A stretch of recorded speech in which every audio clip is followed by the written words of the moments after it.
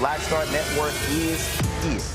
Hold no punches. A real revolutionary right now. Support this man, Black media. He makes sure that our stories are told. Thank you for being the voice of Black America, Roland. Stay black. I love y'all. All momentum we have now, we have to keep this going. The video looks phenomenal. See, there's a difference between Black Star Network and Black-owned media and something like CNN. You can't be Black-owned media and be scared. It's time to be smart. Bring your eyeballs home. You dig?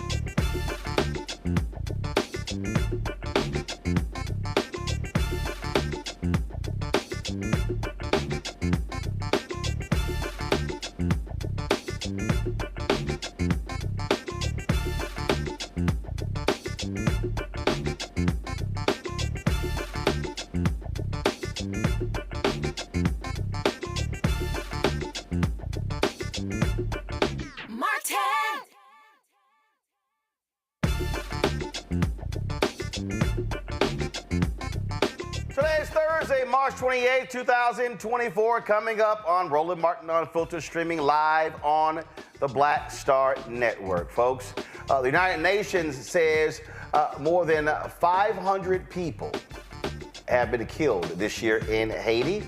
The Haiti Caucus co-chair, Florida Congresswoman Sheila Cherfilus-McCormick, is going to be joining us to talk about what is happening in the country and what more can be done by the United States. Tennessee Republicans, they did it. We told you, we tried to tell you. The House voted today to vacate the entire Board of Trustees of Tennessee State. They also talked about this audit that was done. Do y'all realize they spent more money on the audit than what they claim TSU supposedly didn't follow right procedures? We'll be talking with House Representative Harold Love about this particular issue. South Carolina gets to move forward this election cycle with congressional maps that already ruled unconstitutional based upon race, while voters are waiting for the Supreme Court to decide the case, which they heard in October. What the hell? And the third HBCU All-Star game is just over a week away. We'll talk with the creator of that game. It is time to bring the funk on Roland Martin Unfiltered on the Black Star Network. Let's go. He's got it. Whatever the miss, he's on it. Whatever it is, he's got the scoop, the fact, the find. And when it breaks, he's right on time and it's rolling. Best believe he's knowing. Putting it down from sports to news to politics. With entertainment just for kicks, he's rolling. It's on go, roll, y'all. It's Roland Martin, rolling with Roland now. He's funky, he's fresh, he's real, the best, you know he's Roland Martin now.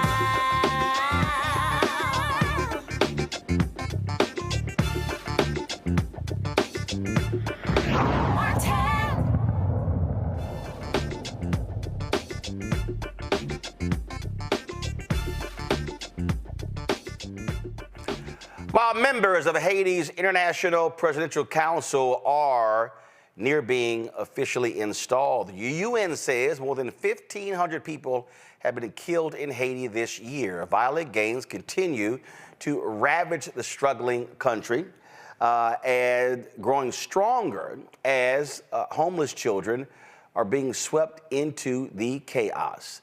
The co-chair of the U.S. House Haiti Caucus, Congresswoman Sheila Cherfilus-McCormick, joins us right now. She is quite familiar with what's happening right there. Congresswoman, glad to have you here. First and foremost, what's interesting here, again, is how you look at the reaction. You've got folks on the right who are, oh my God, the Haitian migrants are coming. Yet if these folks were Cuban, there'll be a totally different reaction in South Florida.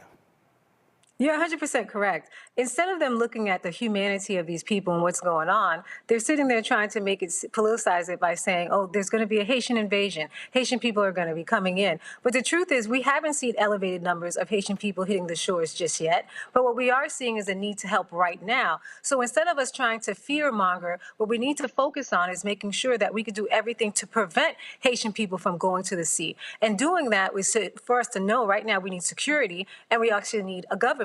In addition to that, we have to look at the causes. You have 1.4 million Haitian people right now who are facing a famine. More than 5 million people also are struggling to have food and water. When you look at these aspects and the gangs taking over, they displaced over 360,000 people from their homes. These are the reasons. The gangs are actually facilitating all these problems. So we need to focus on making sure we're releasing the 40 million, which the administration has already requested, that the Republicans are holding on to, so we can have a security mission and also support the transition government. But until that is done, we're going to keep talking about these issues and these statistics, and the issues are going to actually be amplified.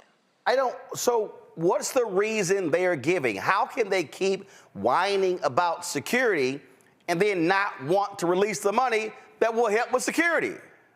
They're seeing it as a game. So they're saying, well, they need this report. They need this briefing. We've had over 65 briefings with the State Department. Then they said they need a government. Right now, we have a transition government that's coming together, but without having the funds there, Kenya is at a deadlock because they need the money to start putting everything together. The transition government needs security. So even once they're ratified, they still need someone to support them. So their excuses is really that. It's excuses. They're just trying to create a political climate so they can fearmonger people who already have a problem with immigrants. And so it could be be a political tool. But while they're trying to use this political tool, we have people who are really dying. We have Americans who are trying to evacuate who can't get out of Haiti. We have people who are looking at famine. So this is absolutely ridiculous. And at the heart of it, it is a racist issue, right? Because like you said, if we were talking about Ukraine, you had Putin taking over Ukraine, but right now we have gangs taking over Haiti right in our backyard. We see more drug trafficking and gun trafficking in Haiti than we see anywhere else in the Caribbean in our backyard. So why isn't this rising to the level of a national security issue?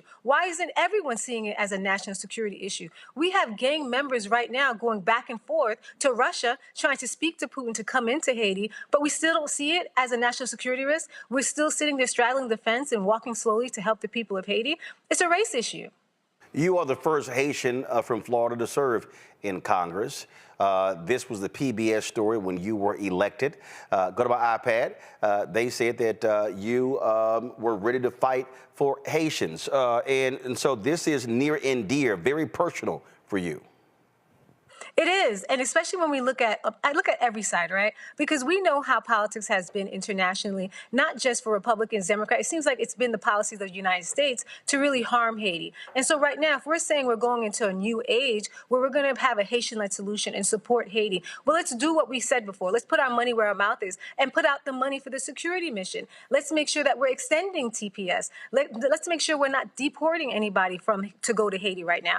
As of right now, the deportations have stopped, but that's more incidental. It's not actually intentional. So our policies have to be intentional to protect Haitian people, but this would be no different than the policies we have towards other countries, no different than the policies that we have in Ukraine, no difference than we have and policies that you have even for Venezuela. So why is the policy so different when it comes to Haiti? We have to address that. And I think the administration, as well as the other side, has to do better than this. We've been here now for 2 years. Since 2 years, we've been complaining about the instability in Haiti. Since 2 years, we knew that there were drug lords in Haiti. We also knew that there were mercenaries that were sent there to kill the president. And now that Haiti has no government, who do you think is running it? I just saw a propaganda video, and the gangs who before they were walking around barefooted with old shirts, they have new uniforms, they have trucks, they have all these guns that we've never seen before. Who's facilitating that? The longer we don't help Haiti become stable, the more the cartels can take over Haiti, the more guns are going to be going into Haiti, and the more drugs are going to be coming out of Haiti, coming into the U.S., and that's the reality. I had a retired General Russell Honore on the show last week, and then I had a couple of Haitian activists on the show just the other day, and they said that he is someone who Haitian Americans and folks in Haiti trust. Part of this issue is trust. A significant part of this is the United States history when it comes to Haiti, sending the military there, invading the country. And so are we is the United States government a legitimate mediation entity, or do you think it requires having others who Haitians can trust, who others can trust, that it's not the United States trying to control the independence of this country? You're absolutely right. I think that it has to be more of an international program, and that's why CARICOM is supervising the negotiations right now. And I have to really clarify that because there's been misinformation as if the U.S. is actually supervising it. It is not. It is CARICOM who is supervising it. And the truth is that the United States does have a problem with credibility because of our history and how we've dealt with Haiti before. So no, the United States should not be meddling or choosing a leader, which we're not. Right now, it's a Haitian-led solution. We have more than 9 different parties who are at the table who are going to create this transitional presidential council, and then they will choose who's going to lead Haiti. But it has to be like that. Roland, I can tell you, as the only Haitian American in Congress, I think I get more calls from Haitian Americans who want to be president in Haiti. And I have to tell everybody, this has to be a Haitian-led, meaning you're living in Haiti, not living in the United States, right, trying become president of Haiti. So we have to empower the Haitian people, and we also have to make sure that they have justice. Once we empower them, once we support them with a security force, and once we support them financially, I think we'll start to grow in getting credibility with the Haitian people. But as of right now, we do not. Yeah, I would dare say if there's somebody who's a Haitian American and wants to be president of Haiti, move back.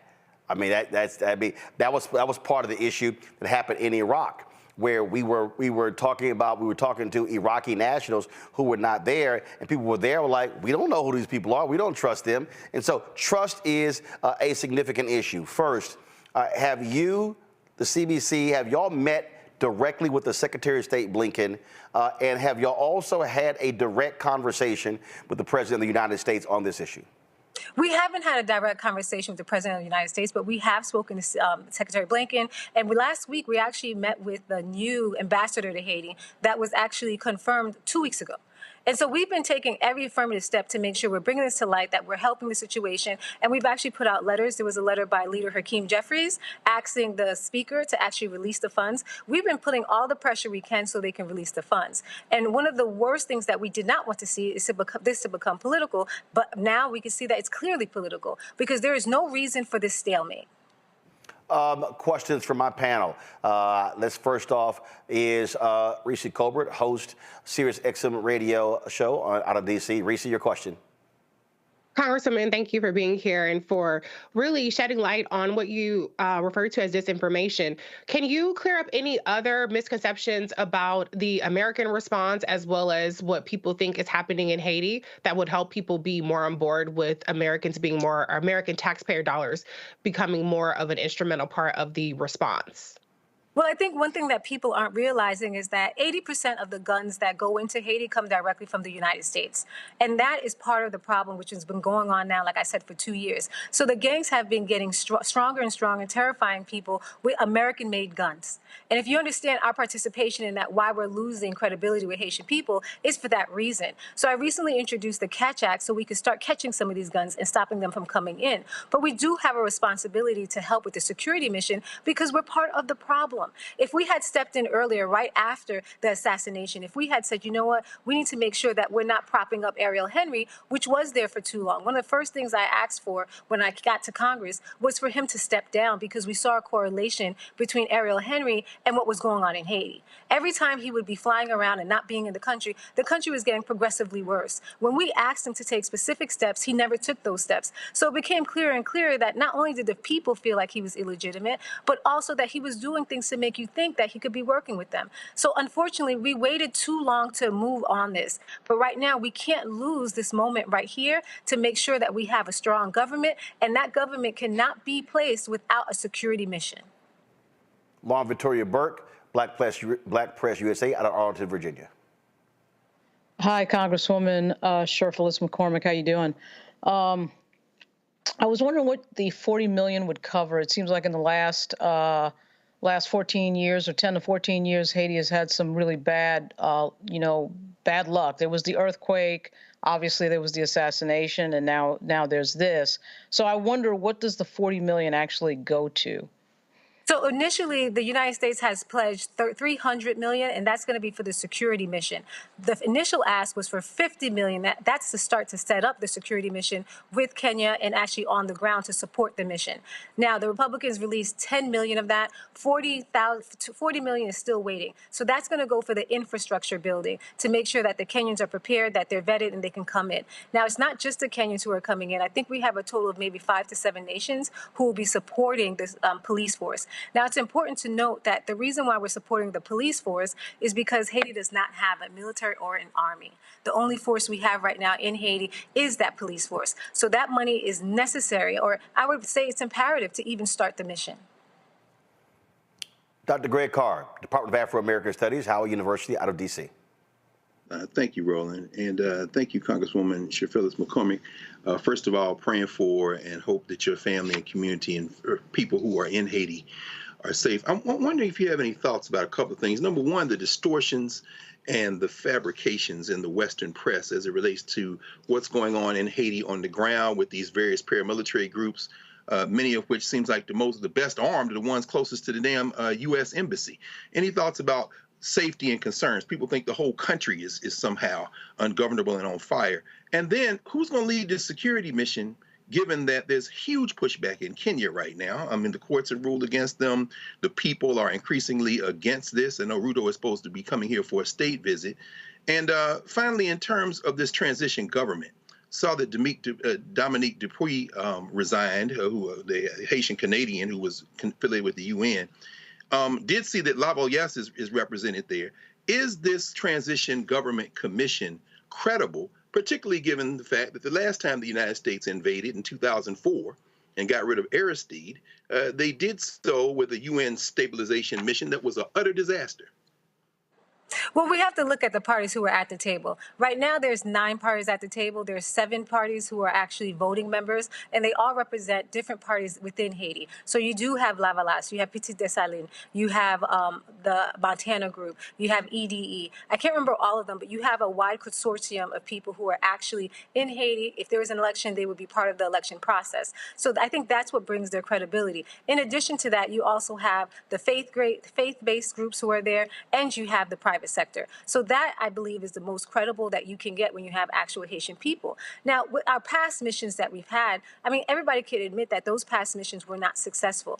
This is why people were looking for, the international community was looking for a group who can come in, who has a good reputation when it comes to actually completing a mission and who can lead that mission. So we're finding countries, not just like Kenya, but also Benin and other countries. Jamaica has pledged police forces. I think there's other Caribbean pledged Caribbean forces. So we're looking at a more of a diverse and more culturally competent force. Now, can that force be successful? If you look at that resolution, we were specific in demanding that they have actual safeguards to protect the people, not just from waste management and what we saw last time from cholera, but also vetting the people who be coming in. Every single personnel who comes in will be vetted as a mechanism to protect them. We're looking at also more security measures. So if people see something they need to report them, it's easily reportable. So we're doing everything in our power to try to make sure that this mission is successful. But to be honest with you, there is no silver bullet. Haiti didn't get here overnight. And there was a lot of meddling from the United States for centuries that helped Haiti get to where it is.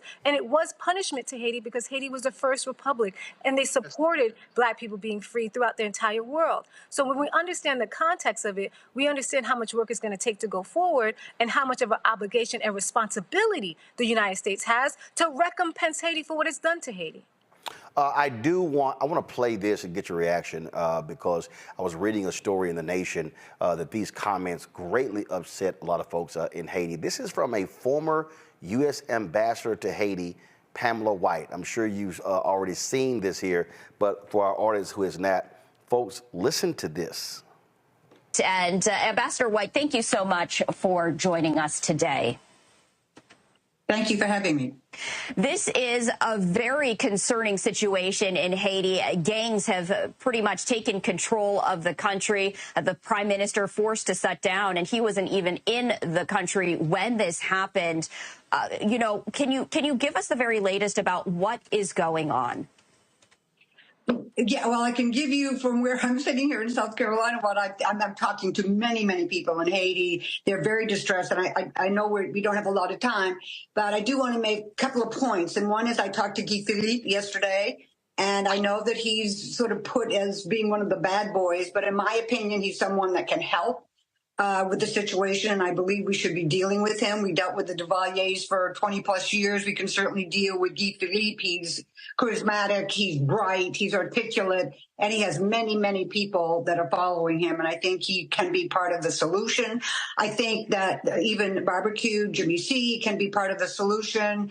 I don't think that 1,000 Kenyan troops for the tune of $237 million are going to turn the situation around in Haiti. And my last really important point is this new 7-person transition council. I don't know transition to what, because we're in a total failed state in Haiti. But in any case, if one of the people that are appointed on that 7-person council are the elite, the names that we have heard, the political elite, the private sector elite, even one, the people that have mansions in the hills of Port-au-Prince, Petronville and above, the people who have mansions in Florida and send their kids to Ivy League schools. Those people, if there's even one, it's going to fail dead on arrival. So I don't know who the names are. I don't know who's being considered. I have not any clue, but I do know. So folks are saying, wait a minute, you want to include 2 gang leaders as part of the solution? Your take on what this former U.S. ambassador to Haiti said? I was about to pass out when I heard this because I said this lady must be crazy. For you to think that a gang leader, a self-proclaimed gang person, drug dealer, and the gangs that we should be working with, Barbecue, who has been killing, brutalizing, raping women and children and boys and girls, that we should work with them, that would actually help the people of Haiti is crazy. It's insulting when she says he's charismatic, he speaks well. I mean, these are all the racist things that people say all the time, that we hear all the time. But what's even more offensive is that she used to be the ambassador of Haiti. So when we hear someone who used to be the ambassador of Haiti saying the craziest things, I mean, could we not see how we were implicit in destroying Haiti to begin with? This is who is the ambassador to Haiti, that she thinks that we should work with gangs. I thought we don't work with terrorists. This is what I'm talking about when we need to take a real clear stance when it comes to Haiti on who we are and what we're going to do going forward. Either we're going to help the Haitian people and be credible by giving them justice. Justice means that you cannot support someone who has raped their daughters, their kids, their boys, their girls, who have murdered their families, that you want to actually help them to be the leaders of Haiti. This is crazy to me. And we have to take a stand. And people like that should never be in the foreign services. They should never be representing black countries. And, I have to say, but this is why we need to keep pushing our diversity, equity, and inclusion projects, because there's no way that a woman like that should have ever been in Haiti, because look at what is done. Look at what she's even saying now. So to me, it's more than repulsive. I just wanted to pass out of my chair for her to say that. Well, it certainly was strange. And again, what happens is when she goes on television and they say, oh, former U.S. ambassador to Haiti, they give her lots of credibility in doing so. And she was the ambassador there, my understanding, 2012 to 2015. So that was under President Barack Obama. Last question for you, and that is, I go back, who is the state? I go back to what the Haitian activist said about General Russell Honoré. And then I think about others. They said there are a number of Haitian American elected officials in the United States who should be part of this. Who is the administration talking to? Are they actually leaning on and talking to people who are Haitian American, who have credibility, who can help with this? Who are they dealing with?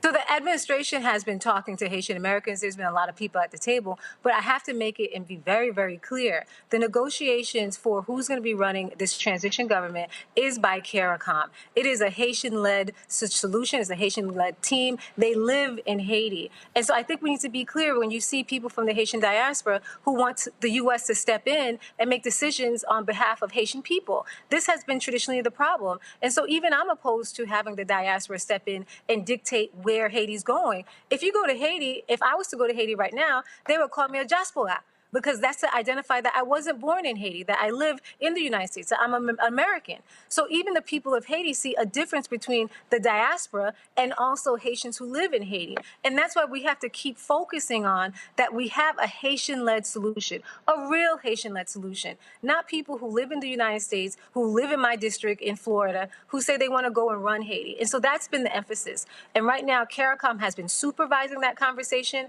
We have 9 parties who are Haitian parties who are doing it, who live in Haiti, who are part of the political parties, and who have been part of politics in Haiti for a long time. And I do believe that's the first step in getting credibility with the Haitian people on the ground. Congresswoman, glad to have you on the show. Let us know you want to come back and give us an update on what's happening. Hopefully, we will see some form of resolution to achieve peace there in Haiti. Thanks a lot. Thank you for having me. Folks, got to go to a break. We come back. Tennessee State dealing with all sorts of attacks from the Republican-led legislature. Today, the House voted to gut the entire Board of Trustees. We'll talk about that next with State Representative Harold Love. You're watching Roland Martin Unfiltered right here on the Black Star Network. Fanbase is pioneering a new era of social media for the creator economy. This next generation social media app with over 600,000 users is raising $17 million, and now is your chance to invest.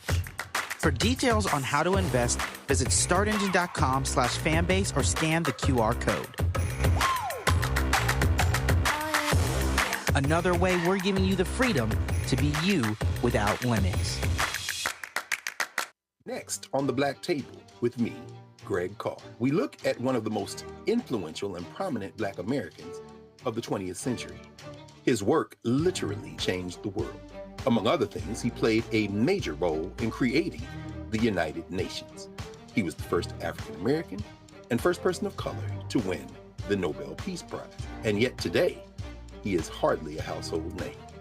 We're talking, of course, about Ralph J. Bunche. A new book refers to him as the absolutely indispensable man. His lifelong interest and passion in racial justice, specifically in the form of colonialism.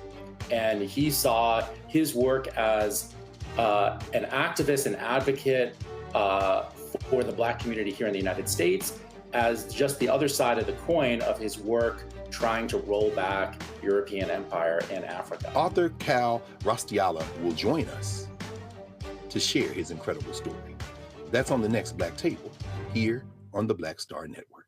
I am Tommy Davidson. I play Oscar on Proud Family, Louder and Prouder. Right now, I'm rolling with Roland Martin, unfiltered, uncut, unplugged, and undamn believable. You hear me?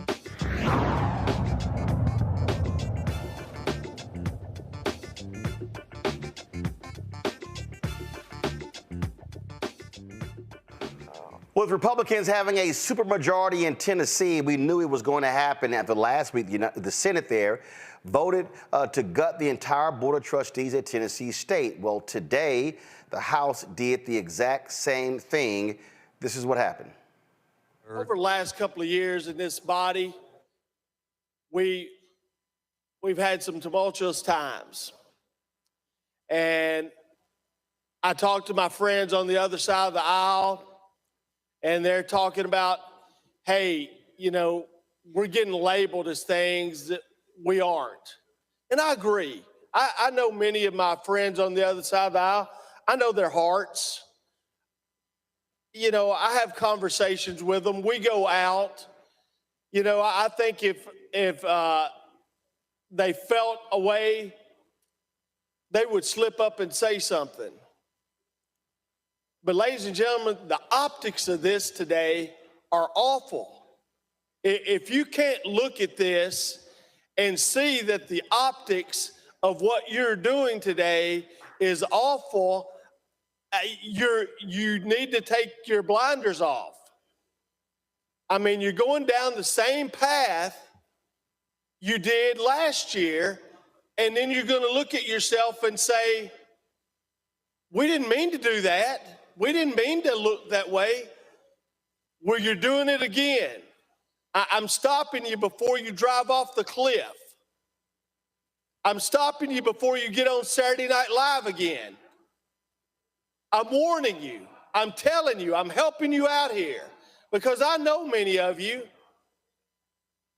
And no one should accuse you of being anything but coming up here to serve to the best of your ability. But you're driving off the cliff right now. You know, I worked in GovOp many years as a staffer. I've seen many audits of many universities that look horrendous. Have we ever vacated an entire board of a university before? Have we ever done that? But an HBCU that we owe $2 billion to? Oh yeah. We're gonna take their board. You know, we're gonna hold them hostage, and we're gonna say you need to shut up about your $2 billion because we're gonna vacate your board. And if you say anything else, we'll do something else to you. You better sit down and shut up and accept the crumbs we send you. The optics of this are horrendous. You're going off the cliff. Don't do it. Don't do it to yourself and then wonder why the press is attacking you and saying things. You're doing it to yourself. Stop. You know, just because somebody puts a thumb up in the air doesn't mean you have to vote with them. You got a mind of your own. You know how you feel. You know what this looks like. And you're doing it to this university. May 1st is when students select which university they go to around the country. So you're just killing the admittance of the freshman class coming into this university. I'd hate to be Eddie George trying to recruit a football team right now with you guys doing this. What kid wants to come to that university when the governing body of the state is doing everything they can to their university? Use your minds, folks. Come on now. You're going off the cliff again. The optics are awful. You know they're awful. Don't do it. Just because these people stick their thumb up in the air don't mean you have to vote with them. You know this is wrong. It's horrible. And you're going to be on Saturday Night Live again if you keep doing this. That I'll sit down and shut up. And Republicans didn't give a damn. This was the roll call right here. It was a 66-25 vote. That's what it was. And I believe only 2 Republicans voted with Democrats on this particular measure. Joining us right now is Tennessee State Representative Harold Love. Glad to have you on the show. So let's get right into it. What happened here? Because my understanding, and talking to a number of people in Nashville, in the legislature, in the community, at the school, alumni, students, is that many thought a compromise was being worked out, that the House would have voted to replace 3 or 4, and then that would pass the House, and then when it came to reconciling the 2 bills, there would be negotiation between the House and the Senate. I was told that you had the votes for that. Did you have the votes for that? And if so, what happened? First, thank you for having me on the show, and thank you for your continued advocacy for HBCUs and Tennessee State specifically. And to your point, we knew that going into this particular vote, we needed to have a different amendment than what the Senate had proposed. The proposal was for 10 members to be vacated. That's all 8 of the governor's appointments plus the faculty and student trustee. Last week in the Government Operations Committee, we did have an amendment that would only vacate 3 board members, and those members whose terms expired in 2025 would be the ones vacated. We thought that going from there, we were going to be able to take that version on the House side, and if nothing else, get to a place where we would be able to go to conference committee. Between that date and today, I believe some of the members on the Senate side declared they were not going to back down, and newspaper articles, interviews showed that they were not going to accept our compromise, and they would not go to conference committee, and that they would not accept anything other than what they had proposed. And as a result, I think our House members realized that on the Republican side, that there was no way to even force the Senate to a conference committee to accept any version other than theirs. That makes no sense to me, because if the House passed its own bill that differs from the Senate, then they're forced to go to conference. That's not absolutely correct, because the way it works is this: if the House passes our version, then the House sends a message on the message calendar to the Senate that says, we don't like your version, here is our version, we would like for you to accept our version as the bill. If the Senate accepts that, then that becomes the bill we sent to the governor's office. No, this is what I mean. If the Senate passed their version, vacate the entire Board of Trustees. Right. If the House passed its version of, let's say, he replaces 3 and the House passes it, then what happens? Here are the options. If the House passes that version, we have a thing called the message calendar, which then sends the Senate our version to say, we don't want to adopt your version. Here is our version we want you to adopt. Right. The Senate then has the option to either refuse our version or accept it. So if the Senate then refused your version, then what happens? If they refuse our version, then they want us to accept their version. And if y'all don't accept their version, then what happens? Then the bill doesn't pass at all. So conference committee is an option. It's not a requirement. Wow. So it's either my way or the highway. And that's what one of the senators said in the newspaper, that he felt as though their version was the best one, and that he was advising the House to take up their version, or else there would be no compromise. So I'm trying to understand why they believe their version was the best one. Now, granted, the state comptroller did an analysis, and then they authorized an audit to be done. That audit cost about $2 million, right? Correct. Okay. So this is the audit. Go to my iPad. It was done by Clifton Larson Allen, correct? Is this the correct one? It's my first time seeing that. I think that is it. It says forensic audit. Okay. It says that that Jason Munpower retained them to perform the forensic audit, and it says that, as you are aware, a forensic audit is performed largely to uncover fraud or criminal behavior. While there were several recommendations for improvement of TSU's operations, the CLA firm concluded there was no fraud or malfeasance by TSU management. So if there's no fraud or no malfeasance, why in the hell are we here with replacing the entire board of trustees? That's what we argued last year when the $2 million was put in the budget. We argued that there was not going to be any findings of criminal intent. We also argued that they should have put that $2 million toward the university. And I think what we're finding is once the Senate had made up in their mind that they were going to vacate the entire board, it was going to be very difficult to turn them around from that. And that's what we found ourselves in today. Okay, so again, what's strange to me, again, you know, go back to my iPad. I mean, this was a statement from a statement here. They poured through, it was over a 4-year period, July 1st, 2019 through June 30th, 2023.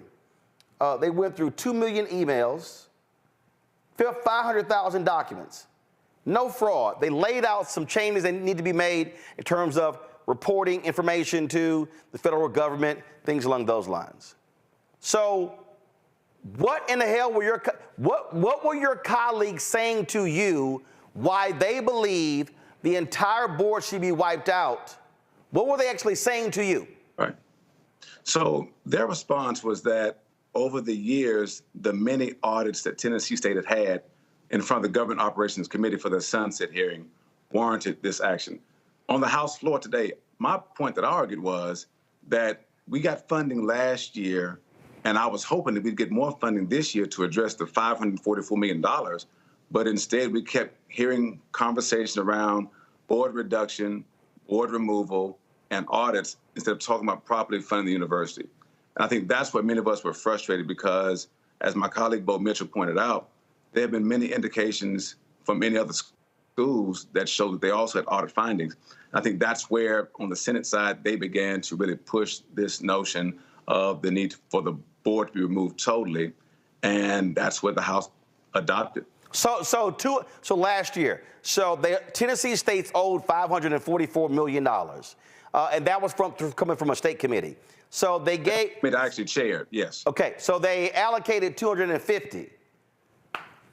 What about the other $250 million? Right, that's the point we've been arguing. So here's the key.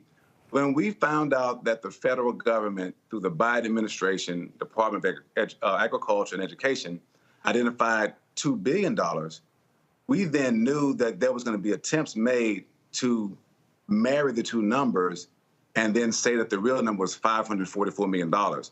So we embarked, and by we, I mean myself and other members of the National Black Caucus of State Legislators, embarked on a mission to then educate our members to say that $544 million for Tennessee State represented capacity grant funding for agriculture extension, for teaching and research. The $2.1 billion was for basic campus funding. And so I saw members trying to put those two numbers together, and we began educating members to say, no, that's a separate pot of money, and we would like both of those pots to be fully funded. In Georgia, the Black Caucus sued the state over that money. Right. Are y'all going to sue Tennessee? So we looked at the Maryland example when they sued. And No. That's a separate deal. Well, follow me here. Georgia, in September, because I had Georgia State Representative Derek Jackson on the show Monday, they filed a lawsuit with regards to that $13 billion you referenced. Correct. The Maryland lawsuit, I covered that extensively. That dealt with the duplication of programs that were allowed at University of Maryland. That took 13 years before they achieved that settlement there. So I'm talking about, would y'all consider, and would y'all move forward, filing a lawsuit like Georgia did, specific to that land grant money that the Biden-Harris administration actually designated? So when the Black Caucus met with Dr. Glover last year, we took the position that we were going to follow her lead on whether she wanted to pursue a lawsuit or not. But she's a state worker. She's a state worker. She can't. She's a state worker. In the Maryland lawsuit, actually, Coppin, Bowie State, University of Maryland, Eastern Shore, Morgan State were not involved in the lawsuit and the lawsuit wasn't even filed by those universities because they couldn't. So external groups did that. So I'm trying to understand again. You have an example where in Georgia the Black Caucus did that. Now, in Georgia, the Black Caucus did that. I think a legislative route is actually a faster route. I'll use an example of what we did in Tennessee. The committee met in 2020, discovered $544 million was missing, and then we received more than $250 million. We actually received $342 million. It was $250 million for infrastructure, $60 million for a new engineering building, and then $32 million for an agriculture building, all to address that issue. I'm not sure if the Georgia lawsuit is going forward. We did also see that. No, the Georgia lawsuit is going forward because I had the Georgia representative on this show on Monday. Right, I saw that episode. Okay. And I don't know what their results are so far. I do know that in Florida, they also sued, but that case was thrown out. Well, first of all, you had a group of students that sued in Florida, and so the question there became when it came to standing. So I do want to. Now, I do know the school brought someone in to look at the possibility. I don't know where that case is right now with Tennessee State. They had a town hall, and Attorney Crump came in. I don't know where that is right now. Okay, so now, has the governor signed this bill yet? I don't know. I knew it was signed by the speaker and by the lieutenant governor and was sent to the governor's desk today. Okay, so that means that the Board of Trustees has been engaged in finding a new president. They've identified 3 candidates. Is this board going to be allowed to pick that president? Or the moment the governor signs that bill, does that wipe out all the work that they've done and now the process must start over? I think if we look at the statutes, if the new board is put in place very soon, then that new board is the only entity that has the authority to hire a president. So the old board would not be able to do that. The new board would be the ones who would be hiring. I'm not sure what their idea would be. I don't know who the new board members are. So I don't know what their perspective may be. Right, because the governor has to name those new board members. We have to confirm them. Governor Bill Lee has signed the bill into law. So you say you have to confirm them, which means that, again, until those board members are replaced with new appointees, do those even though the governor signed this into law, what happens right now with the current board? So if the governor signed to law, then correct? Yes, he's already signed it. All right. So then that means that all those board members are now removed, and he'll have to replace them with new appointees. But y'all have to approve those new appointees. So as we sit right now, there is no governing structure other than the president's office. There's no trustee governing structure over Tennessee State right now. No, the law says that those appointees take office at the moment he appoints them, and then we confirm them after that. But he hasn't appointed. So how do you take office until you're confirmed? So that's the way the law reads, that if they're appointed, then they come before us for confirmation. Okay, I'm gonna go. Okay, so let me. First of all, I'm gonna come back to the whole point of the lawsuit because I think that's critically important. But I got a couple other questions. I don't particularly. Okay, so first we already dealt with that issue in terms of the presidency. I hate when people are sitting here going back and forth and speculating, throwing stuff out, and that is here. Folks were sending me all kind of emails and text messages saying that Representative Love would like to be the interim president. He would like to be considered for the presidency. Would you say right now that you have no interest in being the interim president of Tennessee State, no interest in being the president of Tennessee State? Yes, I will say that I have no interest in being the interim or permanent president. And I'll tell you why. Come this December, I will be the president of the National Black Caucus of State Legislators, an organization that my father helped start in 1977. That is a 2-year term for that office. Secondly, this is my 25th year in pastoring. I'm the pastor of Lee Chapel AME Church in Nashville. That's my calling. I love pastoring my church. I love helping the community. So I don't want to leave those two positions, pastoring or in the legislature. And so I will say, again, I have no interest in that. I told the newspapers that back in February the 6th. I've told the National Alumni Association that 3 times. I'm grateful for the fact that people may think that I would do the job well, but that's not what I want to do. So I'll say it again. I have no interest in being the interim or permanent president of Tennessee State University. What should the President Glover has announced she's retiring, and so I'm not sure when her term ends. Should she stay through the end? Graduation is May 4th. Should she stay through the end of May or June? Because again, until you get a board, I mean, you've got no leadership. What should happen with President Glover? I don't know. I've talked to her, and I think that this whole process has taken a tremendous toll on her. Many times she said to me that she wants to leave as soon as she her time is up, because she's done a decade plus at the university, done tremendous work, but these last 2 years have been a tremendous toll on her. I mean, you think about last year, you had me on your show, and I appreciate that. I was streaming from Liberia, and the power went out a couple of times. We were talking then about this board issue and about the president and the votes. And so this has been a difficult time for her. It's been a toll on many of us here in Nashville as well. In terms of what's next, because again, if a new board comes in, process starts over. Who should be involved in choosing the next president? Should that be the sole domain of the Board of Trustees, or do you want the Black Caucus and legislators involved in choosing the next president? What should be the conduit to choose the next president of Tennessee State? So statutorily, the Board of Trustees are the only ones who can choose the president. I will say this, though. In the previous election, when Dr. Glover was chosen, you had legislators, the delegation from Davidson County, some Black Caucus members were able to have a process where they could talk to some of the finalists to find out what their perspective was on the school and what direction we'll take it in. I think that is a wonderful path to take to allow my colleagues and myself to at least have a conversation with those who are the finalists in the pursuit of being president. Is that the process for the University of Tennessee and other public institutions in Tennessee? To have legislators actually have a conversation with them? Yes. I'm not sure. So should... I do know that for Tennessee State, that's what we did almost 12 years ago now when Dr. Glover was first hired. No, I understand that, because see, here's why I'm asking that question, which for me is part of the problem. How I see this, and again, I'm not from Tennessee, but as somebody seen it from the outside, I see that there are two systems.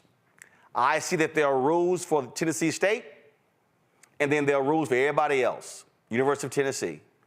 It seems to me that all of a sudden, the questions about TSU's leadership started coming up when they started asking for that $500 million.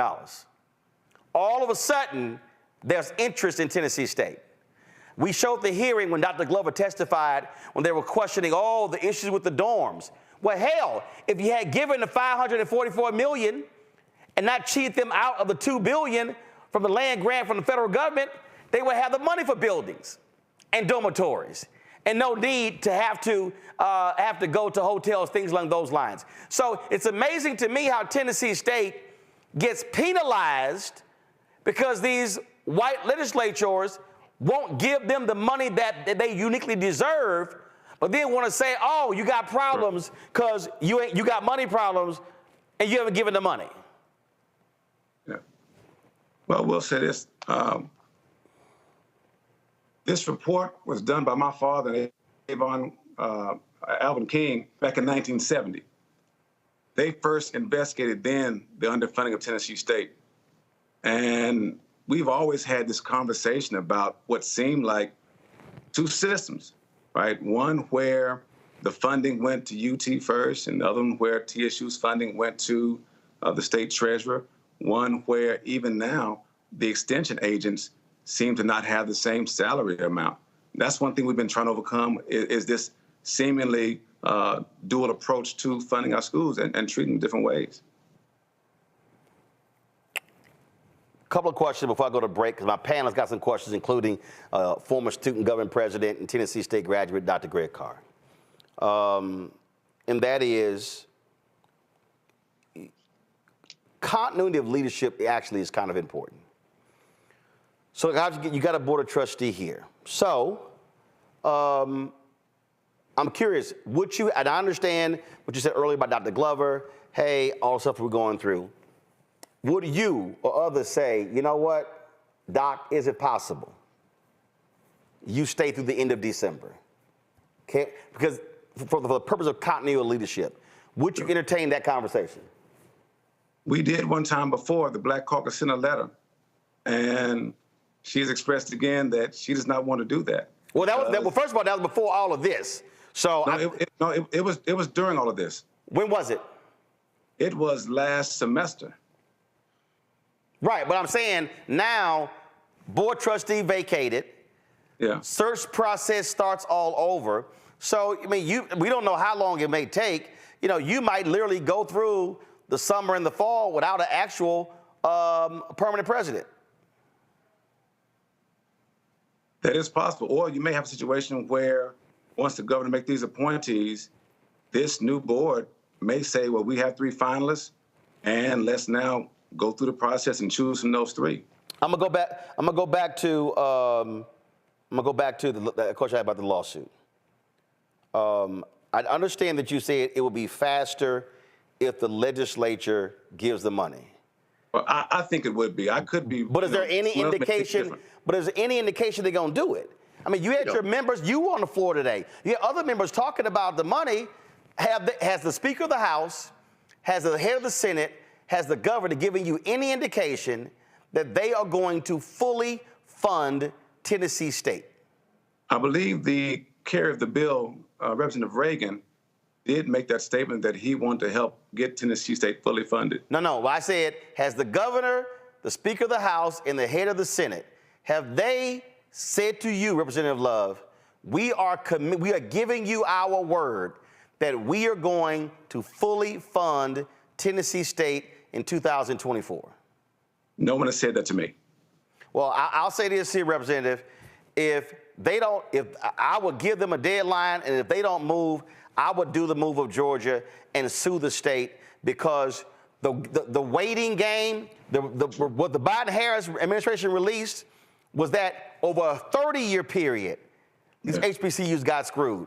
The last thing we need is waiting another year, 2, 5, 10 years, or as you mentioned, the Maryland case, it was 13 years before that was settled. Let me do this here. I got to go to a break. We come back. My panel's got some questions for you. So hold tight 1 second. We're talking to Representative Harold Love of Tennessee.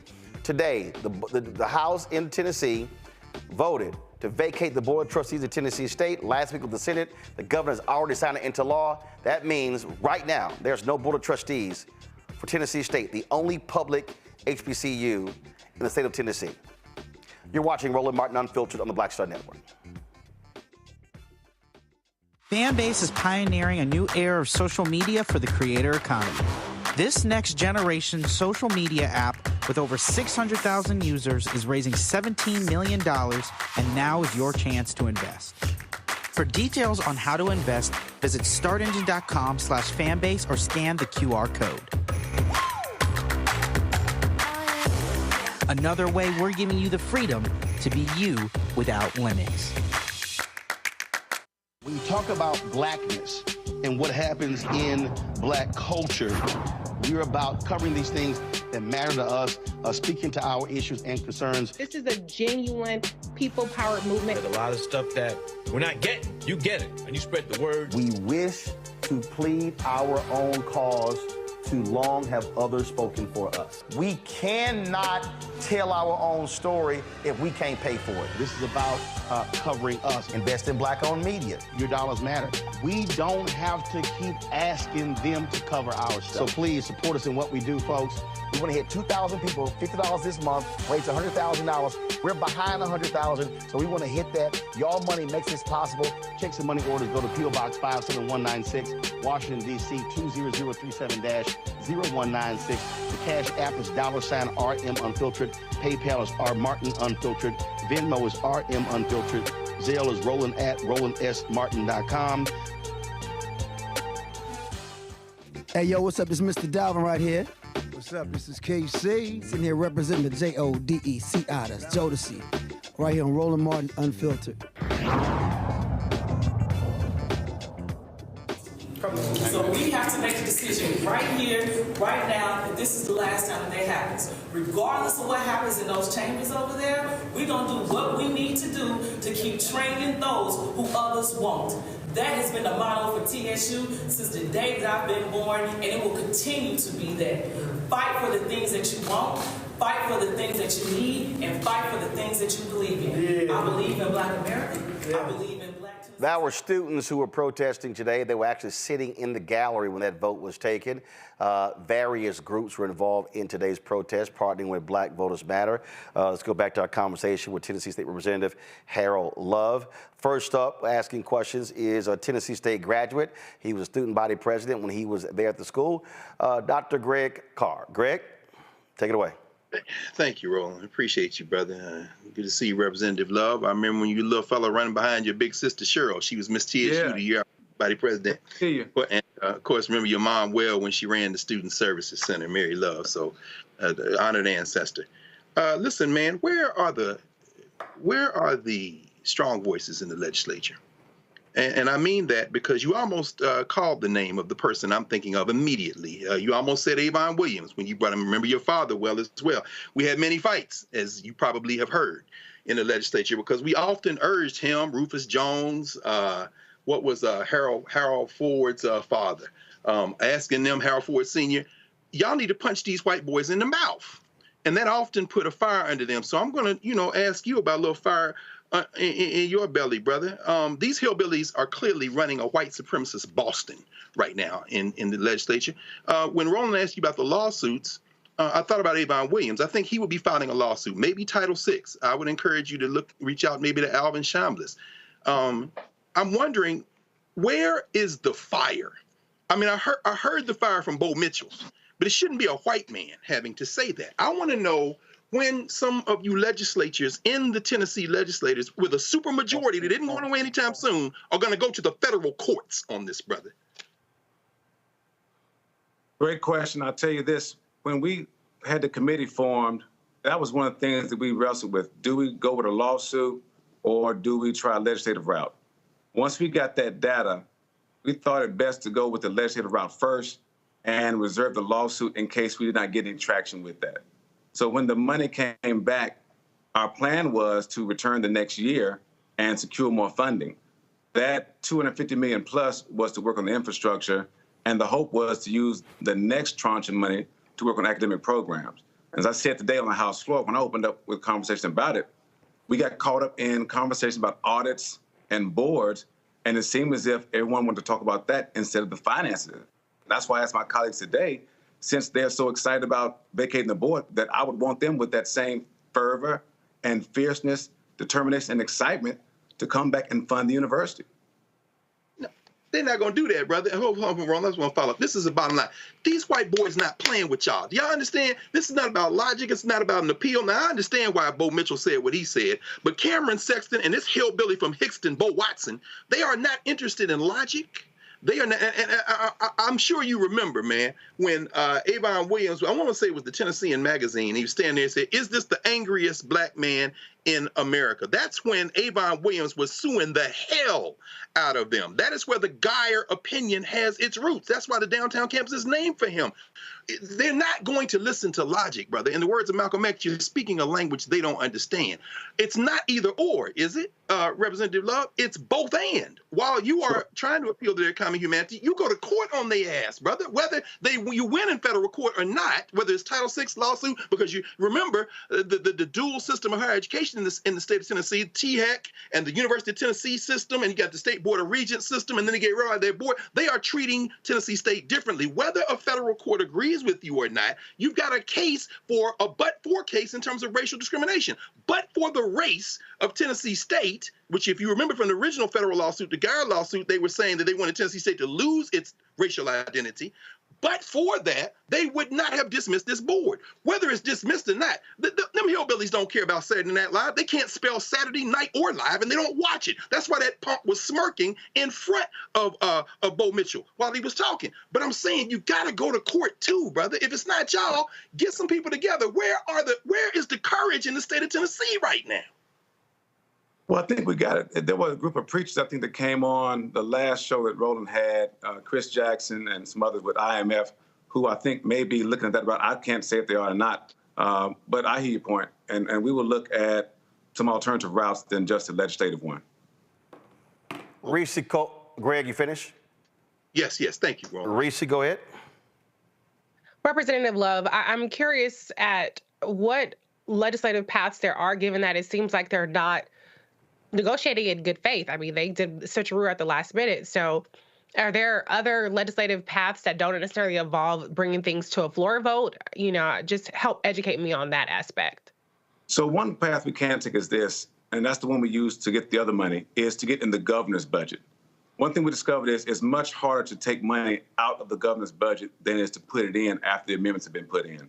And so that's the path I would hope to take, is this next budget cycle to get in the governor's budget that money we're talking about for academic programs. Dr. Glover has worked tremendously hard and talked about moving from R2 to R1 status.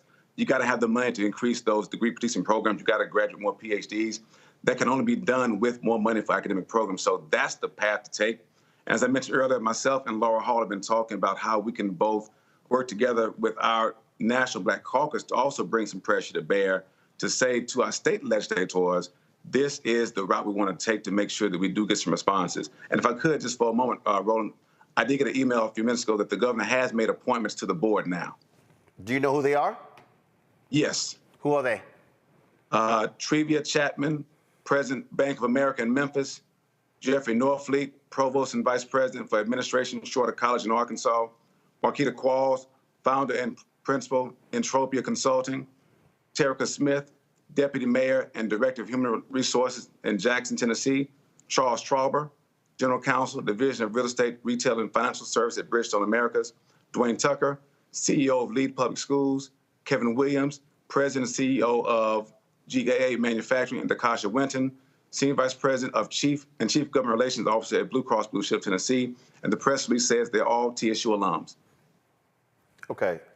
Lead Public Schools is ain't that funky charter school that Lee tried to foist off on the state of Tennessee last time? That's Lead, right? That was Hillsdale. What's the name of the public schools person? Lead Public Schools, Dwayne Tucker.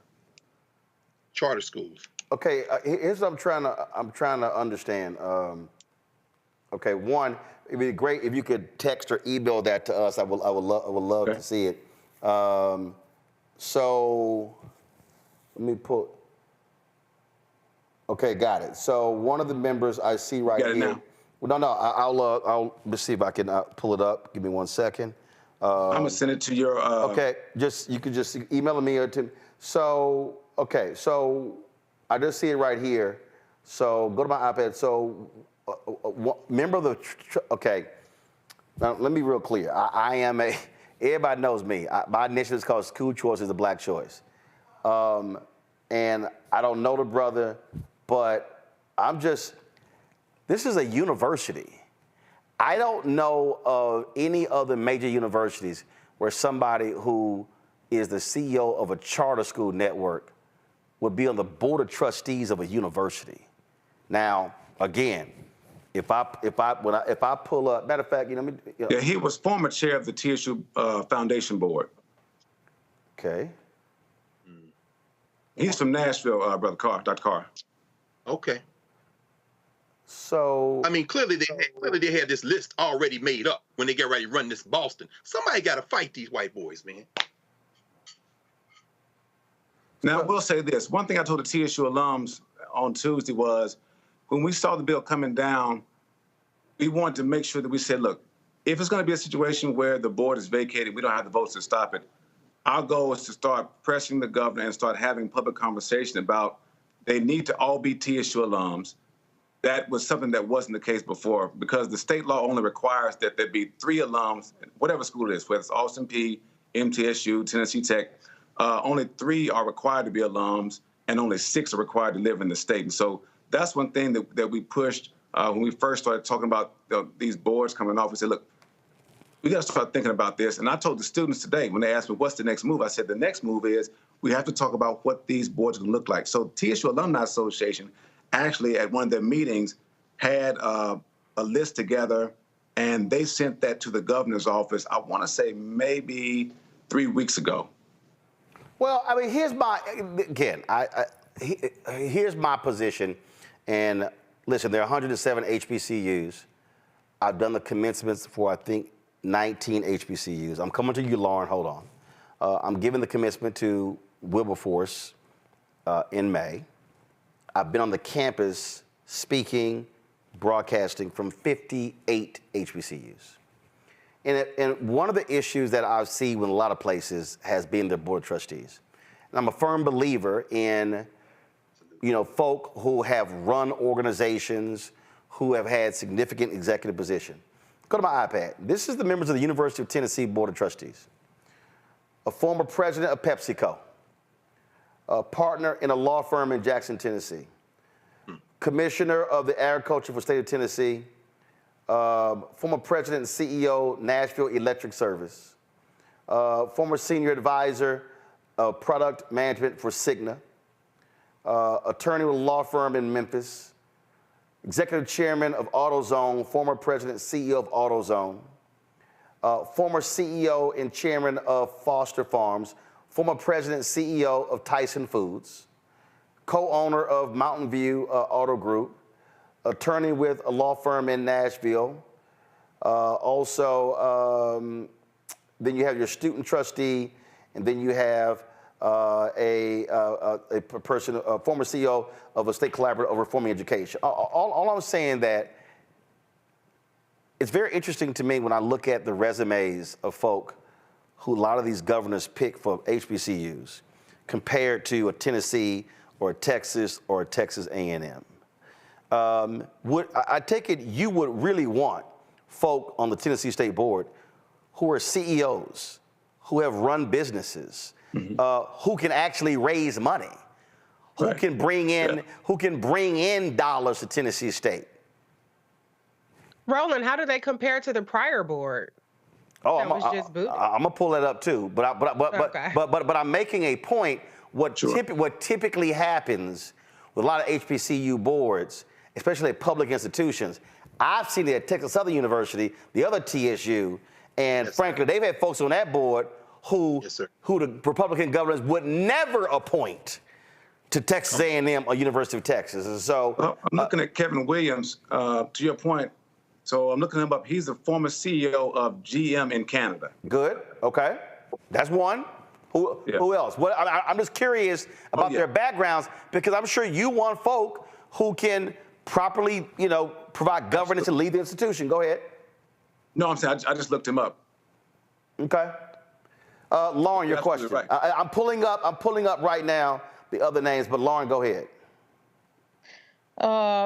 Representative Wood, so are we to understand right now as we sit here that there is no legal action being taken by any party who may have standing to sue the state for the money for the school? I mean, there's no one suing right now for the money that's outstanding that's due Tennessee State. It's my understanding that there is no one. I have heard several groups at several forums talk about getting a petition signed to get persons signed up for a lawsuit. Specifically, when Attorney Crump came to Tennessee State for the town hall, someone asked him a question about that. They even asked a question about whether former students whose scholarship and financial aid may have been affected because the school was not funded properly, if they would have standing.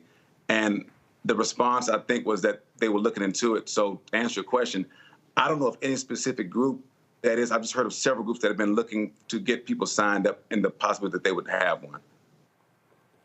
Okay, thank you. Go to my iPad. So you read the names. I'm just showing it. Sorry, folks. You should have told me it didn't have it connected. So here we go.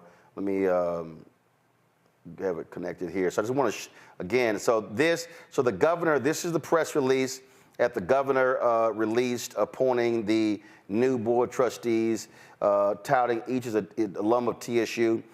Trevia Chapman, President, Bank of America, Memphis. Jeffrey Norfleet, Provost and Vice President for Administration, Shorter College. Marquita Qualls, Founder and Principal, Entropia Consulting. Tarika Smith, Deputy Mayor and Director of Human Resources, Madison County. I don't know. How big is Madison County? I'm just curious. That's Jackson, Tennessee. Oh, okay. Jackson, Tennessee. Okay. Charles Traber, General Counsel, Division of Real Estate, Retail and Financial Services at Bridgestone Americas. Dwayne Tucker, CEO of Lead Public Schools. Kevin Williams, President and CEO of GAA Manufacturing. Dakasha Winton, Senior Vice President and Chief Government Relations Officer at Blue Cross Blue Shield of Tennessee. The faculty trustee and the student trustee, do they remain or do they have to get picked over?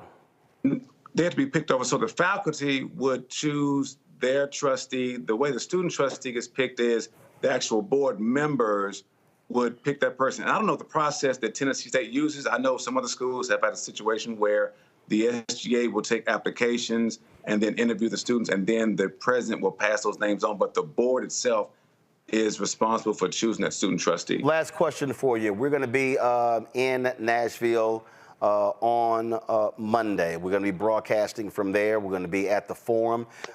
First of all, there's a news conference at 11 a.m. In the rotunda of the Tennessee Capitol. And then we are going to have, so all the folks you see there participating in the news conference. We were invited in by the student government vice president and the student, well, now the former student trustee. Then I'm going to be broadcasting my show from the forum in the TSU Student Center on the campus of Tennessee State. And so we look forward to having you and others there, because how I see this, Representative Love, this is not just an issue of trustees. Sure. It's also the money. It's also that federal money. Also, my concern, and I see this Republicans all the time, Republicans will take an action in Tennessee or Georgia or North Carolina, and then will use that as a blueprint in other states. Are you concerned that because of what Republicans have just done in Tennessee, that this is going to create a situation where they may try the exact same thing to target other public HBCUs all across the South? Absolutely. If I can say this again, you know, as my role starts as president-elect, started last year rather, and as president in December for the National Black Caucus of State Legislators, we immediately started having conversations with our colleagues in Arkansas, Alabama, Kentucky, New Orleans, Florida, because we all knew that there was the same blueprint for these other 18 land-grant HBCUs to have the governors refuse to identify and recognize the underfunding, again, in those two different buckets. And I can't say it loud enough.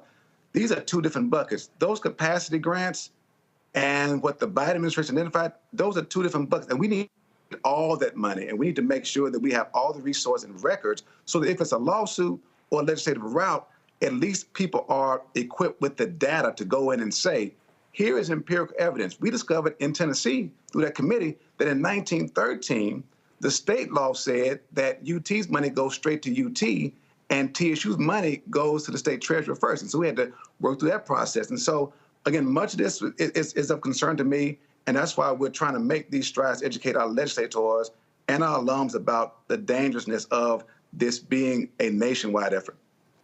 Absolutely. Well, we look forward. Greg, go ahead. before you go, Roland, the point that there is a student. So let me be very clear. Let me add. There's a student and a faculty representative on the board, correct? Correct. All right. So there's your point of entry for the lawsuit.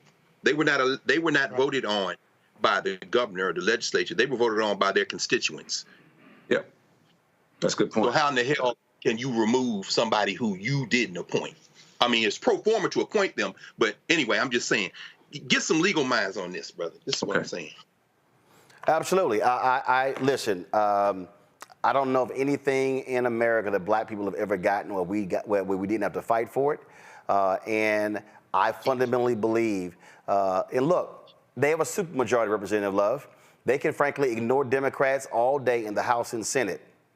They cannot ignore a federal lawsuit. And that was federal money that actually was supposed to go to these HBCUs. And so that won't be a state lawsuit. That will be a federal lawsuit. I would really encourage y'all to hit them the legal route. And I would also say to all of those HBCUs in other states, in Georgia, in Tennessee, in West Virginia, in Texas, and on, hit all of them at the same time. That is needed. They've got to understand, we want that $13 billion. Yeah, 13 billion plus, because I'm convinced that it wasn't just 30 years. Oh, I agree. I mean, I agree. Get all of it. Yep. Get all of it. Representative Love, we appreciate it. We'll see you on Monday. Thank you. I'll see you there. Thank you. Folks, got to go to a break. So before this, kill the music. So why do I kill the music? Why do I want y'all to support what we do? That conversation we just had was a 50-minute conversation. Somebody sent me a text earlier, and they said, who has been covering this? Who's really been covering this stuff nationally? Other than us, nobody. Yeah, you see some other stuff. All these black people love watching MSNBC. Reverend Sharpton has done it for 3 or 4 weeks. We've been doing it for 15 months. That's just his show. Not at these daily shows. Not CNN. Sure as hell not Fox News. Not ABC. Not CBS. Not NBC. Why am I saying that? If y'all want to understand why black-owned media matters, this is what we're talking about. In fact, earlier today, this morning, was a perfect example. Somebody sent me a story where they posted the story. The New York Post posted a story saying that, we've identified the new owner of Revolt is Rich Dennis, who owns Essence, and he now owns the company. You can show it, y'all. Come on. No, you don't. The sale has not been finalized. Now, I done told you, Black Enterprise, keep reporting that. It's not true. Like, literally, the New York Post story hit, I got a text message 3 minutes later. It's not true. If y'all want to understand why it matters, why black-owned media matters, this is a perfect example. We cannot leave this stuff to white mainstream media because they don't give a damn. They don't care. You heard that white Democrat say they're going to make fun of you on Saturday Night Live. No, they not. The only reason that story went that big because they threw out the 2 black brothers and they kept the white woman.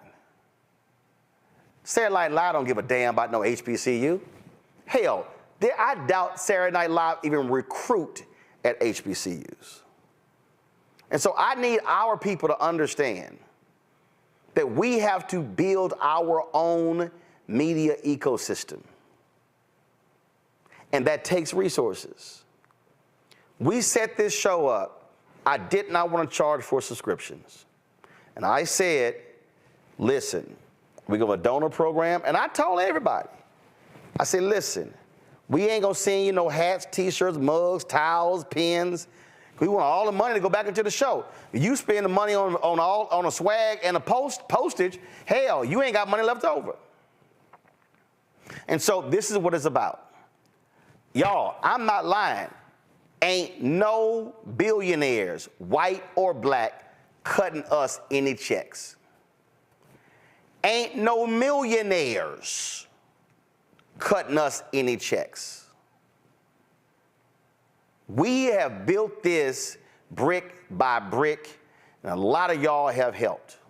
And so when I say we've got to have our own, ain't no white network doing a town hall in Nashville on Monday. And I'm going to tell y'all right now, that's going to cost at a minimum $7,500. And that's on the cheap. That's for travel, hotel, per diem. I'm bringing 2 people down, our drivers driving our stuff down. That's what it's going to cost. Do we have to spend it on that? Nope. Are we spending it on that? Yes. Why? Because the same way it matters like we went down Bethune-Cookman. This is why we've got to control our own destiny, folks. This is why. So your check and money order to P.O. Box 57196, Washington, D.C. 20037-0196. Cash App, $RM Unfiltered. PayPal, R Martin Unfiltered. Venmo is RM Unfiltered. Zelle, Roland at RolandSMartin.com. Roland at RolandMartinUnfiltered.com. We'll be right back. Grow your business or career with Grow with Google's wide range of online courses, digital training, and tools. Gain in-demand job skills with flexible online training programs designed to put you on the fast track to jobs in high-growth fields. No experience is necessary. Learn at your own pace. Complete the online certificate program on your own terms. Stand out to employers, get on a path to in-demand jobs, and connect with top employers who are currently hiring. Take one professional career certificate program or all 6. Earn a Google Career Certificate to prepare for a job in a high-growth field like data analytics, project management, UX design, cybersecurity, and more. All professional career certificate programs must be completed by December 31st, 2024. Scan the QR code to complete the application. There are 1,000 scholarships available. Grow with Google and J. Hood and Associates. Be job ready and qualify for in-demand jobs. Fanbase is pioneering a new era of social media for the creator economy. This next generation social media app with over 600,000 users is raising $17 million, and now is your chance to invest. For details on how to invest, visit startengine.com/fanbase or scan the QR code. Another way we're giving you the freedom to be you without limits.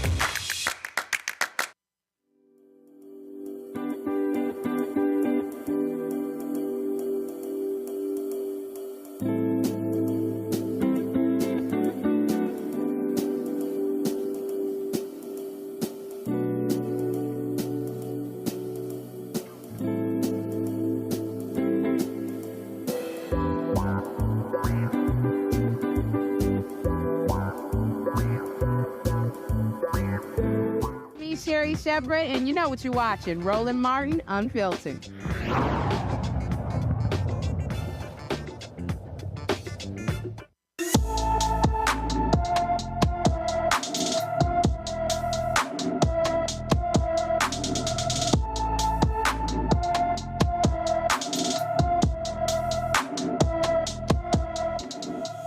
Hey, Bill Maher, this is why there's an Ebony alert in California. LaShondra Follins has been missing from her Minden, Louisiana home since February 24th. The 17-year-old is 5 feet 5 inches tall, weighs 110 pounds, with black hair and black eyes. Anyone with information about LaShondra Follins is urged to call the Minden, Louisiana Police Department at 318-371-4226, 318-371-4226. Folks, the Lincoln University Alumni Association Board of Directors in Missouri says it has issued a no confidence vote in the leadership of the Lincoln University Board of Curators following the report's release. First of all, they found no evidence of bullying against former Lincoln University Administrator Antoinette Bonnie Candia Bailey.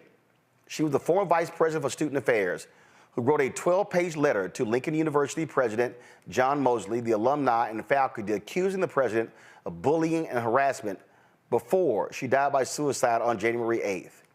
The board of directors expressed concern with how the investigation was conducted by the law firm of Lewis Rice and questioned how interviews were selected. In a letter addressed to the board of curators, the Alumni Association said the following.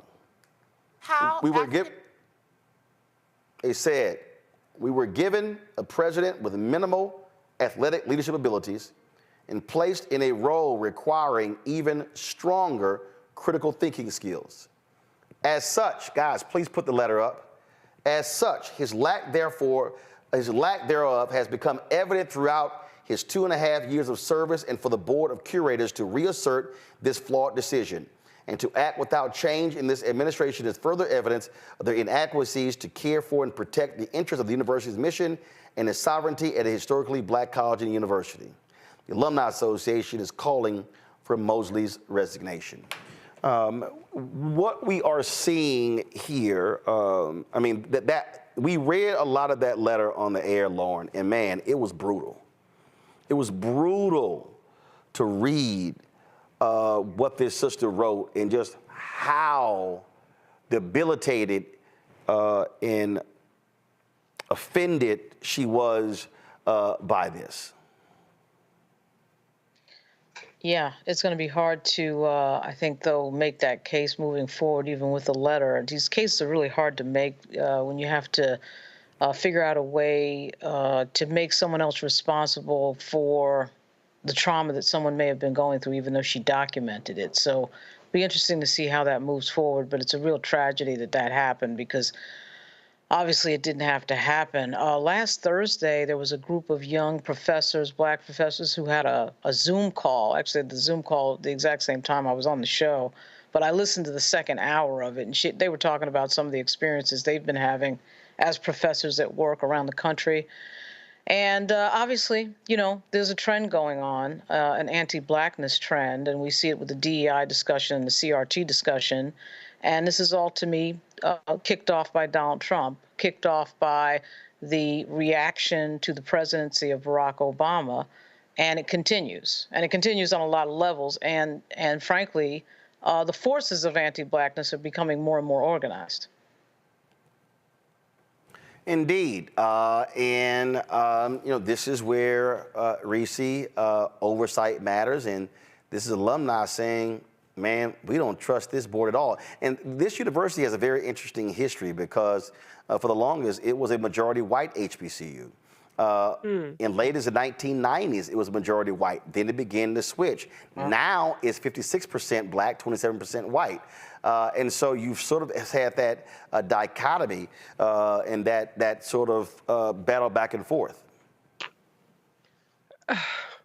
I mean, why are they protecting this man? I don't understand the board, that is.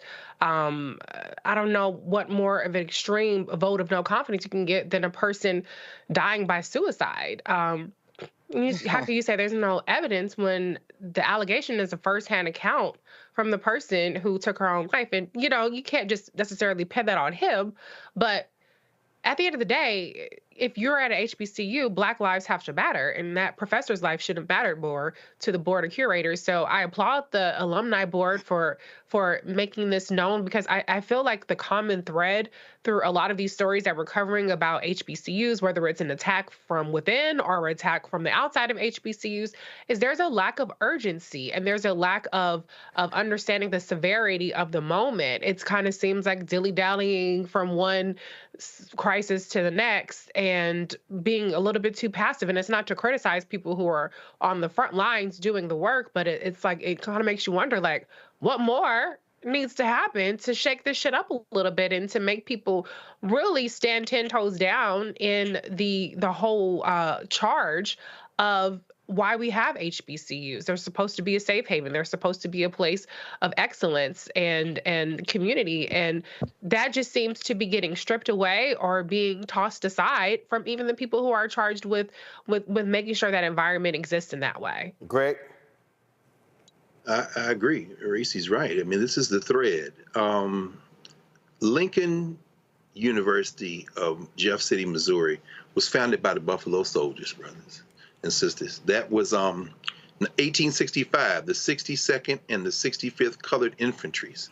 These men were coming out of the Civil War. They were making $13 a month. In some kind of way, they raised $5,000. That's why there's a statue on Lincoln University's campus of the Buffalo Soldiers. These brothers founded Lincoln University. And you're absolutely right, Roland. There was an inversion, and now it's back majority black. But Reese is right. This ties directly to the Tennessee State story. And you trying to get, or rather lethargic Representative Love, to wake up and take some action, or find somebody in that legislature who will, making the point that this being a federal lawsuit for all of the public HBCUs, but you put your finger on it when you looked at that board. These hillbillies in Tennessee drew that board up a long time ago. So you're not going to try to persuade them to do anything different. In Missouri, at Jefferson City, the governor appoints that board. That racist, that white nationalist governor, Mike Parsons, the same one that pardoned those hillbillies that were waving guns at the Black Lives Matter protesters, Patricia and Mark McCloskey, who had them guns out in the front of their house as the marches were going by, and he pardoned them. This is the same one, the white nationalist governor of Missouri, that was anti-CRT. So you better believe that those people who were on the board, who cleared this white ex-basketball coach. He was a basketball coach at North Carolina Central. Now he's over here slopping off the black community as a basketball coach at Lincoln. And then he goes and gets a piece of a degree, and they elevate him and make him the president of this historic university. You better believe that his white nationalist lord and protector surrounded him with a board that would clear him. This is intellectual warfare, and it's full spectrum warfare. We can no longer afford to talk with these people as if we have a common interest. Their interest is white supremacy. Our interest is our common humanity, and we got to roll over them like the sea. They're going to let this sister's death be washed in white supremacy and act like it never happened. I hope her family sues that shit out of the governor, out of that man, and everybody else. Whether they win or not, you got to fight with both fists. You told Love the right thing, brother. Well, folks, hold tight 1 second to go to a quick break. We come back. How in the hell is South Carolina going to be allowed to go forward with maps that have been determined that hurt black folks, unconstitutional? And the Supreme Court heard this back in October and they ain't done a damn thing. But this is familiar because they did the exact same thing in 2022. I'll explain next on Roland Martin Unfiltered on the Black Star Network. Fanbase is pioneering a new era of social media for the creator economy. This next generation social media app with over 600,000 users is raising $17 million, and now is your chance to invest. For details on how to invest, visit startengine.com/fanbase or scan the QR code. Another way we're giving you the freedom to be you without limits. As bad as Trump was, his economy was worse, and black America felt it the most. He cut health insurance while giving tax breaks to the wealthy and big business. As president, I put money in pockets and capped the cost of insulin at $35 a month. There's a lot more to do, but we can do it together. Farquhar, executive producer of Proud Family. You're watching Roland Martin Unfiltered.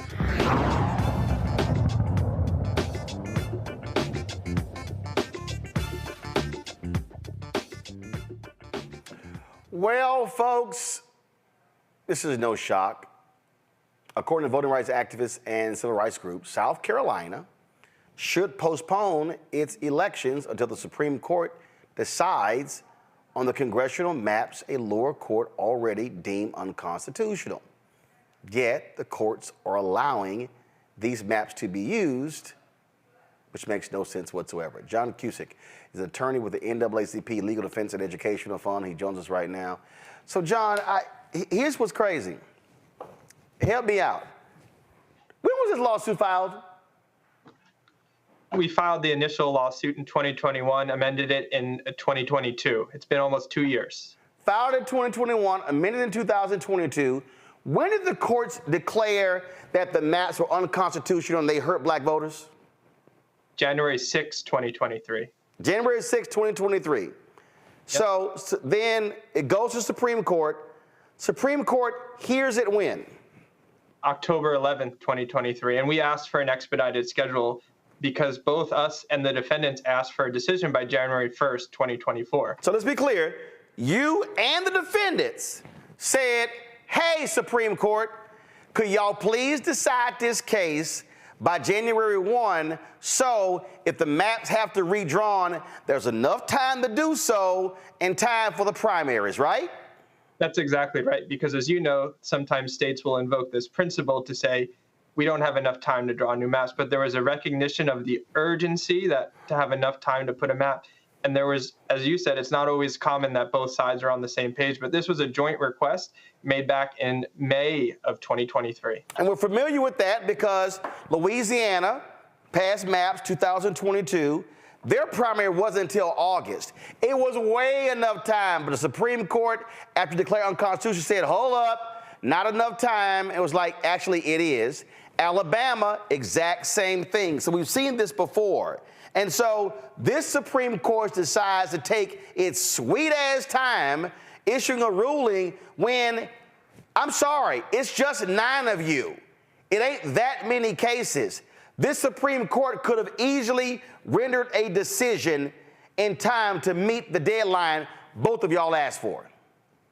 That's exactly right. You know, this case is so clear and straightforward. It applies binding Supreme Court precedent of just 2017 in a case Cooper v. Harris, where it has very similar factual analogies.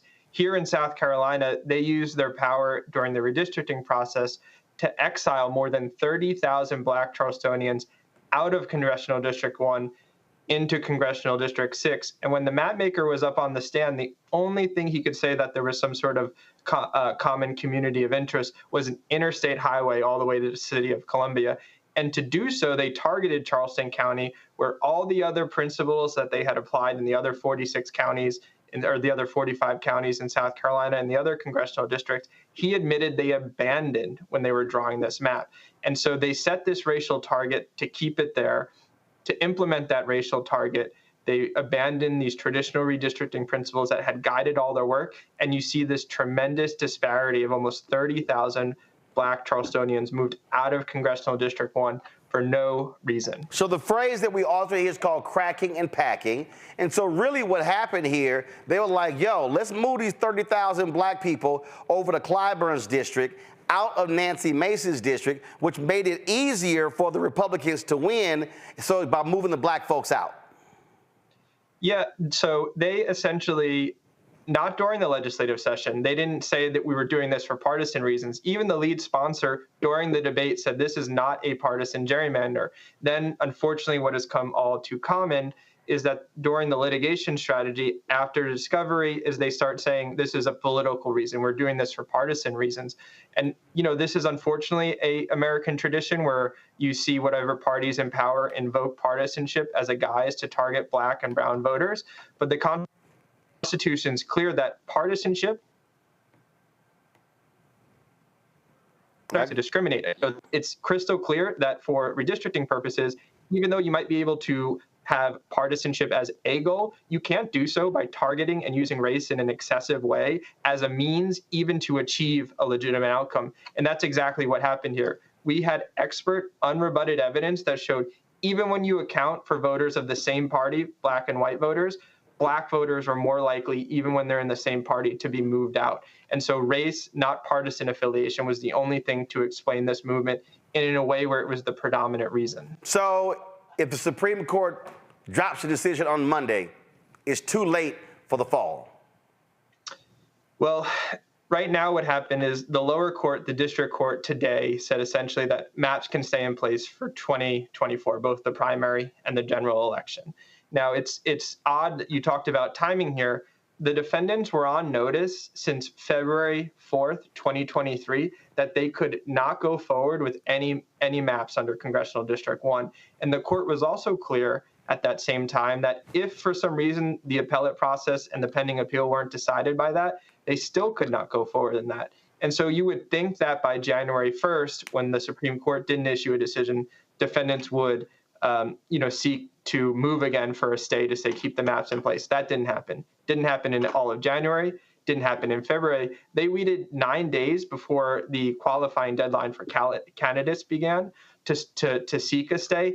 And then they moved the Supreme Court, while the district court did not issue a decision, to stay the entire map, even if it's affirmed. And so Right now, we're in the process of assessing and evaluating that, but that's essentially what's happening right now is that under the district court's order, maps and this unconstitutional map, even if the Supreme Court affirms, will be in place for the 2024 election. I mean, it just feels like the Supreme Court is essentially putting its thumb on the scale and helping out. And we saw what happened again in 2022.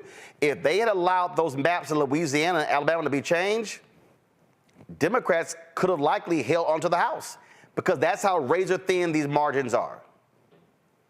And you know, that's exactly right. These have national implications. And for our voters and the clients that we represent and the Black voters, you know, the racial gerrymandering harm's clear and immediate. It's impact about everyday life. It's who's being represented. Will those representatives talk about everyday issues from infrastructure to roads to bridges? And, you know, this is one of the big things of why Charleston, with the significant Black population, advocated to be maintained together as a community of interest because representatives need to be responsive to those needs. They need to represent those candidates. And here, to the point you mentioned earlier, Roland, they were intentionally cracked to split up and prevent community members from advocating, from aggregating their voices in a way that those folks could not only be held accountable, but for representatives who could be mindful and responsive to the needs of Black community members in Congressional District 1. All right, then. John Cusick, we appreciate it. Thanks a lot. Thank you so much. Take care. Greg, on my Washington Watch show years ago, Cornell Belcher, the pollster, said to Black people, hey, we need to be looking at congressional representation in a different way. He said from the 1960s through the early 2000s, it was about let's get as many Black members of Congress as possible. He said that's not actually maximizing our power. Cornell said then, and this was 10, 15 years ago, that we need to be looking at sacrificing some of our votes in these Black districts with a heavily Black population to then impact other districts. And that's what Republicans don't want. What they want to do is they want to put as many Black people together as possible. That's what happened in Alabama. They just put all the Black folks in one, and they were like, there needs to be a second district. And Alabama's like, shit. So because Alabama, there was one Black member of Congress, one Democrat. Well, now they guaranteed to have two. Louisiana, same thing. So what a lot of Black folks don't realize, depending upon our numbers, we're impacting a district. And matter of fact, in Texas, they specifically targeted Congressman Martin Frost's district, decimated his district, moved Black people out, and that actually hurt a number of white Democrats across the South. That was their strategy to target. And for Black people, I'm sorry, we vote Democrat. So when Republicans control the House, we don't have power. Absolutely. I mean, and you did right when you mentioned to John Cusick, you know, the whole concept of cracking and packing. And of course they know that. The lawyers know that. Reverend Barber says this all the time. When we vote our numbers, we win. Coalition politics are important. You know, what we're seeing here is not unusual. If you listen to the oral arguments in the Alexander case, then probably what's going to happen is that this white nationalist Supreme Court is going to say that they can't intervene because it's not a racial gerrymander, it's a political one. They're going to buy that lie. Following in the line of the cases in Wisconsin, the Whitcomb case, and other cases where they're saying, you know, this is Justice McConnell Gorsuch, who would say this is a political issue, among others. But what you're raising, though, Roland, to the more important point that you've raised, this fundamental point, is that we have to begin to think about politics differently. Ironically, more like we used to think about it before the last couple of generations of elected officials. Meaning that, and when you look at the North Carolina cases, Shaw versus Reno, look at the Ashcroft case in Georgia, the debate has always been about, do you put a bunch of Black people in one district, or do you distribute Black people in appreciable numbers across districts to have a plurality to be able to influence who gets elected? Nancy Mace, that incompetent, illiterate, white nationalist clown out of South Carolina, is in a safer district now. Now, if you put more Black people in her district, she's going to either have to change her politics or hope we don't come out to vote. And I'll end with this. Even with these ridiculous numbers, these super majorities in the white nationalist South behind the Cotton Curtain, If everybody who is eligible to vote would register to vote, check their registration, and go in and vote, even with all the roadblocks being put in our way, there would be a different map in the South, gerrymandering notwithstanding. Yep. And that is a strategy that would come from the 1920s, 30s, and 40s. Sometimes you got to look backward to go forward. Our ancestors didn't let them stop them, and we shouldn't let these people stop us. Lauren, this is a lazy Supreme Court, and this is the right-wing Supreme Court knowing exactly what they're doing. They could have easily decided this case by the January 1st deadline. Yeah, well, the strategy so often is delay, delay, delay, delay. I mean, we see that all the time. They love to have the delay strategy. They just will keep having the conversation, keep having the meeting, talking about it, and all the while they will be controlling the game in the background. So delay is a major part of the strategy. You know, the other problem with this situation is that you do have a lot of Black elected officials who do not necessarily want the districts to be distributed more evenly, because it's easier, obviously, to run in a district that is coming in at, over 50% Black. So there's been arguments that I've seen in certain states where the Black elected officials did not necessarily want to have 2 Black districts, because when you have the 1 Black district, obviously, it's really easy to run. But one of the untold stories of the Congressional Black Caucus is that there are so many districts now that are not even close to being majority Black, that Black lawmakers are winning in. And, it's people like Emmanuel Cleaver and Andre Carson. And, you're getting these more Latino districts in California, Maxine Waters' district, Barbara Lee's district. So a lot of these Black members of Congress, on the federal level, a lot of these Black members of Congress are winning districts that are not all that Black. And the party doesn't really want to talk about that a whole lot. They want to nominate who they want to nominate, but you'd be surprised how many times you see it in the state level where a lot of the Black state legislators do not necessarily want to create more Black districts. They want to create a Blacker district that is easier to win in, yep. and so they don't have to campaign as much. Yep. So Reese? There's that. Well, I think that there is a disciplined, active strategy to disenfranchise Black voters and to dilute our votes. And if you can do it by appearing to be hands-off while actually tipping the scales, then why not? I mean, the Supreme Court is an illegitimate institution, and they have tried every tactic. Sometimes it's outright gutting protections that have been there, and sometimes it's pretending to be hands-off. But they do this shit every single election cycle, whether it's the district courts or whatever courts, where they say, oh, sorry, time has run out, gotta stick with these racist-ass maps. And it just keeps repeating the cycle over and over and over again. But the reality is that we have to vote at least our capacity. And if we could do that, maybe we can't influence individual districts, but we can start to move the needle at least at the statewide level and make it more of a political penalty to do these kinds of gerrymandering activities in these states. And when we don't, then we end up with like the Jeff Landrys and the unconscionable things that he's doing now in Louisiana to further erode the citizenship of Black people in that state. And so, we have these conversations about gerrymandering and maps and things of that nature, but until we even flex our might at the state level and at the federal level, they're going to keep being able to do whatever they want to do with their supermajorities, the Republican courts, and the courts with too many damn Republicans that Trump McConnell put on the bench. Folks, hold tight 1 second. When we come back, HBCU All-Star Game is taking place. We'll tell you all about it with our HBCU Connect segment. Next, Roland Martin Unfiltered on the Black Star Network. Fanbase is pioneering a new era of social media for the creator economy.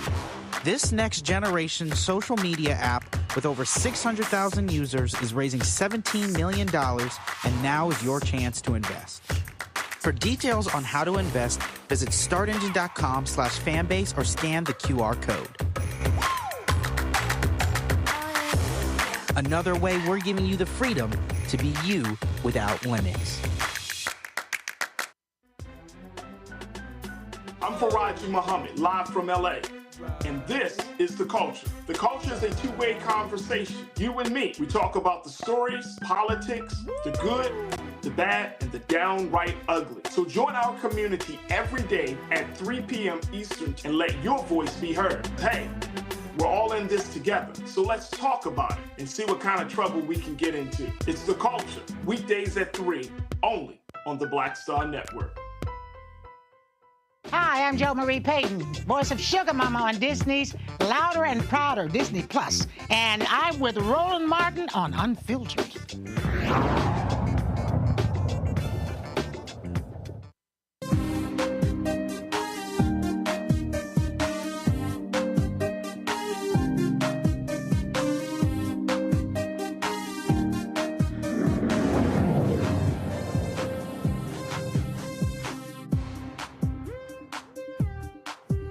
On Sunday, April 7th, the third annual HBCU All-Star Basketball Game will be held at Grand Canyon University in Phoenix, Arizona.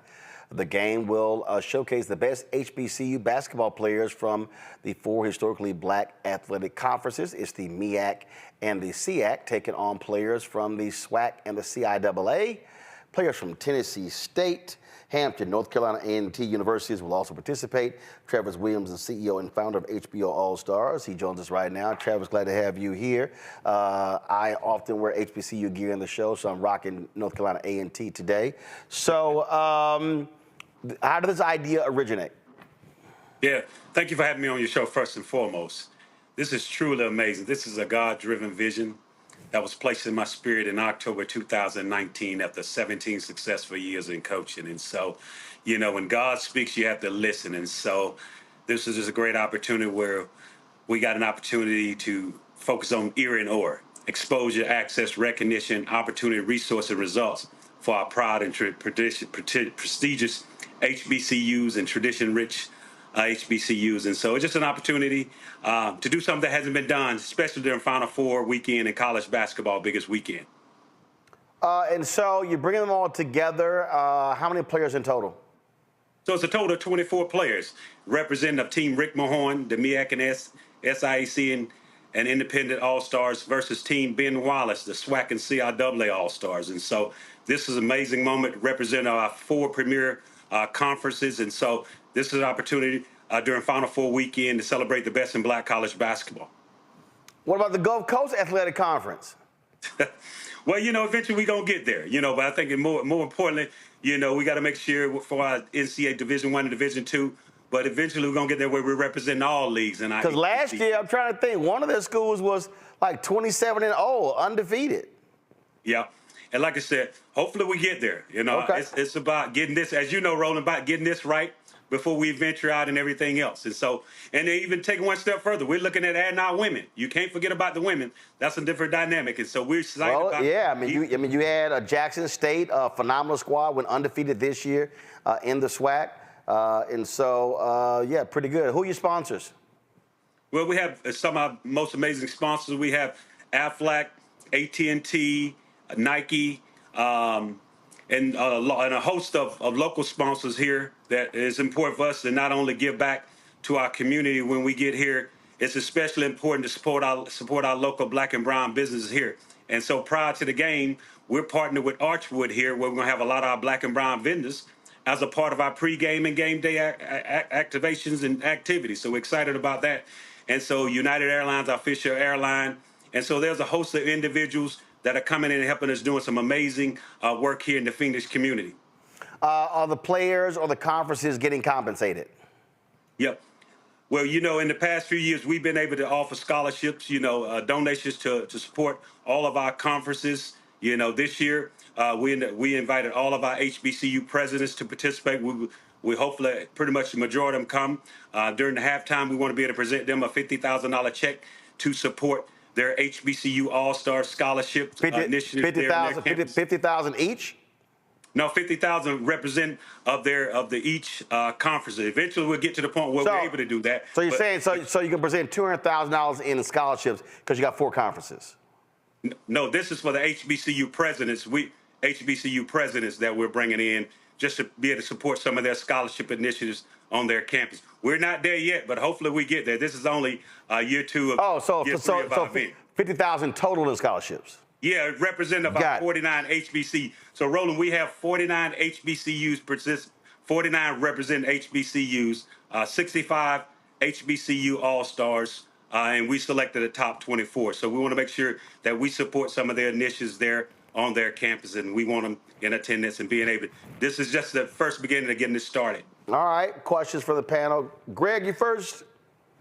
Thank you, Roland, and thank you, Brother Williams, for including A&T, since Roland is rocking it today, and Tennessee State, and Hampton as well for those folks who have chased after the white conferences. I'm glad you didn't forget about us. But I'm interested in this award ceremony y'all going to have at the George Washington Carver Museum. Could you talk a little bit about that, and what's the objective at the award ceremony? I think it's more importantly, like I said, this is an opportunity for us to recognize these top 24 players. Like I said, this is an exclusive group of the top players in black college basketball, and I think, we want to put the national spotlight on them. And just take it back. You think about it, there's 350 NBA players, 30 NBA teams, 450 NBA players, 30 NBA teams, and there's only one current active HBCU player. That's Robert Covington, who played for me at Tennessee State. So I think the most important part, we recognize these outstanding young men for accomplishments during their 23-24 basketball season. And so this is an opportunity for us. When they get here on Wednesday, April the 3rd, next week, we get an opportunity to shine this national spotlight and recognize the great work they're doing on and off the basketball court. But more importantly, at the George Washington Carver Museum, this is a high school that was founded for African Americans here in the Phoenix community. And so we wanted to be able to shine a national spotlight on this location and being able to support some of their outreach initiatives and get folks over there and checking out the amazing history that is at George Washington Carver Museum. If you're ever in Phoenix, this is an amazing facility with a lot of rich history and celebration of African Americans' history. Reese? Thanks, Coach. Mr. Williams, I'm curious, with this being an HBCU All-Star, what about HBCU cheerleaders or band members? Are they going to get a chance to kind of show their spirit at this game? Of course, and I'm glad you asked that question. This game is about the entire HBCU experience. And so as you all know, the HBCUs don't exist out here. And so we have the Clark Atlanta University Band that will be here representing. Also, we have the Morehouse College Spelman cheerleaders. And so we will have a little bit of that Atlanta AU Center that's represented here in Phoenix. And so we're truly excited for Clark Atlanta University and Morehouse College representing our band, our cheerleaders, our dance team. Just a truly exciting moment to bring the entire HBCU experience to this part of the region, part of the country that it doesn't exist. Yes. Lauren. Is there anybody from Virginia, any of the All-Stars from Norfolk State or Virginia State? Well, Norfolk State, I'm glad you asked. Bertrand, he was the sixth man of the year this year. And so we're excited. Coach Robert Jones has done an amazing job at Norfolk State University. But all these players that are represented, like I said, we got players that are represented from a number of HBCUs, North Carolina Central, Benedict, Norfolk State, Clark Atlanta, Tennessee State. A lot of these players that are represented are all conference players or player of the years in their respective conferences. And so we have an HBCU All-Stars national scouting staff with close to 150 years of experience that's had an opportunity throughout this year to watch these guys in person, on television, up close, and really get an opportunity to recruit and scout. These are former HBCU head coaches, associate head coaches that have been in the trenches and understand our HBCU basketball culture. So trust me, we are truly, truly excited about this game in less than 11 days. And so, yes. All right, then. Where can people go to get more information? Yeah, you can go to HBCUallstargame.com. Tickets are selling fast. There's only a few remaining. We encourage you. Get your tickets now. You do not want to be on the outside looking in for this historic game. And you can follow us on all social media platforms, HBCU All-Star Game, HBCU All-Stars LLC. You can follow me at Travis L. Williams 24. Get your tickets now. You do not want to be on the outside looking in. And just like I said, the game is important, but all of our outreach and things that we're able to do to impact the community here in Phoenix, we are truly, truly excited about being able to put on this HBCU All-Star Game celebrating Black excellence, Black history, and Black cultural experiences at the highest level. All right, Travis, we appreciate it. Thanks a lot. Yeah, thank you for having me on your show. All right, y'all. Tomorrow, it's B-Day. We'll explain that next on Roland Martin Unfiltered on the Black Star Network. Terry and I, we couldn't play in the white clubs in Minnesota. It felt like such a, strength through adversity type moment that I think black people just have to go through. We have to figure it out. Right. We make lemons out of lemonade. But there's a reason we rented a ballroom, did our own show, promoted it, got like 1,500 people to come out. Clubs were sitting empty. They were like, "Where's everybody at?" And I said, "They're down watching the band you wouldn't hire." So it taught us not only that we had the talent of musicians, but we also had have the talent of entrepreneurship. It wasn't like a seat at the table. It's like, no, let's build the table. That's right. We got to build the table. And, that's right. And that was the thing. And of course, after that, we got all kinds of offers. Of course. Right, to come play in the clubs. But we didn't do it. We said, no, we're good. No, we're good. We're good. And that's what put us on a path of national. And of course, when Prince made it, then it was like, okay, we see it can be done.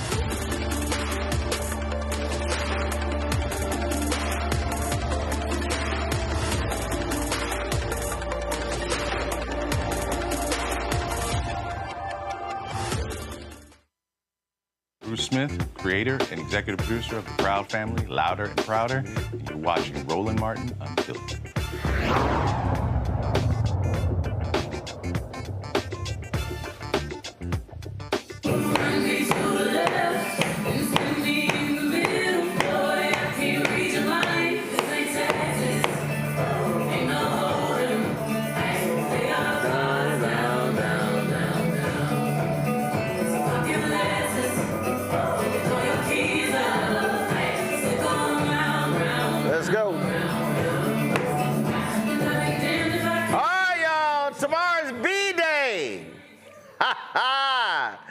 This drops tomorrow, actually at midnight. Folks are already, I've been seeing tweets. Somebody just tweeted, is it midnight yet?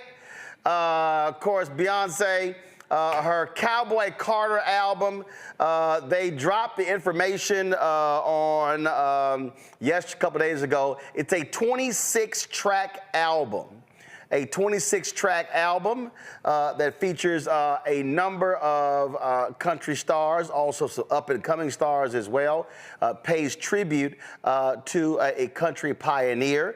And you might remember Beyonce released that long post that she talked about after her experience at the Country Music Awards in 2016, how caused her to dig a little deeper, and now she's come back. Matter of fact, I'm calling this the big payback. She's like, oh, you racist ass white folks. Y'all showed your ass. I'ma show you. And I came back. She dropped Texas Hold'em, became the number one hot country song in the album. Now it's gonna be total 26 tracks. She said this is not a country album, it's a Beyonce album, but it's gonna be a whole lot of black folk, Reese, walking around with cowboy hats. Yeah, that's the Beyonce effect. I mean, I hope that it's as good as her Renaissance album, which got me through writing 2 books, a whole summer, and a whole host of things. I hope that it's a moment for her. I'm going to wait and see how I feel about it when I hear it. But, country isn't normally really my thing, so we'll see if it's giving more Beyonce or country for me. Your ass gonna be listening to Beyonce country. I don't know who you think you fronting. I'm Somebody posted this photo on Twitter. That was funny as hell when I saw this one. I thought this one was funny right here. A big cowboy hat sitting on top of the Empire State Building. Lauren, it's gonna be real interesting. And I'm telling you, I love how these folk are shook up already. There were some country stations that actually refused to play Texas Hold'em. And man, when they put that on Twitter, the Beehive lost their mind. And the country station was like, hold up, we played it at 4 o'clock. Like they got so many calls in a couple of hours. They're like, yeah, we played it at 4 o'clock, calm down. Yeah, there's no way that this thing is going to go immediately to number 1. There's no way it's not going to make a ton of money. And just reading the track listing, the fact that she's covering the Beatles song Blackbird, and she's got some track on here called Desert Eagle, which I have a sneaking suspicion it's going to be a good song just from the title. But no, she doesn't really know how to fail, so that's a great thing. And I like the fact she's doing country. As a big Ray Charles fan, one of his best albums was a country album, because Ray Charles, of course, can sing anything, any genre, anytime, any place. But I think Beyonce, I'm glad she's doing this. It returns the genre to, I think, its natural roots in a lot of ways. And it's going to be a lot of fun, and I'm going to be hovering. I'm going to be hovering at midnight to download it right away. And I think, you know, I don't know. I think that this type of entertainment and music is one of the greatest things. It's one of the greatest uniting forces. And I think that's the effect that she's going to have. We'll see. I mean, whoever wants to get bitter, they just want to be bitter. You know, who cares? But I think her talent and this move is going to be very enjoyable. Greg, can I jump in? Yeah, go ahead. Go ahead. Because I'm hoping that it will be a uniting factor, because with all that we have going on, I do not have time for Beyonce's country album to be a civil rights issue. Like, we have gerrymandering, HBCUs under siege. We got every other real fucking issue on the planet. And so I really don't have the capacity to be outraged over whatever white person is fucking with Beyonce and don't like her song. No, hell no, Reese. I need some country white tears, Reese. Oh no, I want them to see this photo right here, Greg, and lose their damn mind. I want them to get smacked in the face with black country history. In fact, Greg, one of the tracks is called The Linda Martell Show. She was the first African American to play the Opry. Yes. So you have she's paying tribute. Not only is she paying tribute to pioneers, apparently she's also going to have new country artists on here as well, and using her fame to bring them a lot of attention too. No question. I'm an agnostic when it comes to Miss Carter Knowles. Knowles Carter. I don't really have a dog in the fight. And you know, I grew up in Nashville, so Charlie Pride, Ray Charles, as you say, Modern Sounds and Country and Western, that double album. And then Ray Charles recorded with everybody from Willie Nelson to Seven Spanish Angels. I mean, you start thinking about the country roots. But we know that the roots of that music is the blues. And we know that from that foundation, which came out of Africa, the blue note, the use of those stringed instruments, the narratives that were put there, even the rhythm structures, that then fed the root that became what we call rock and roll.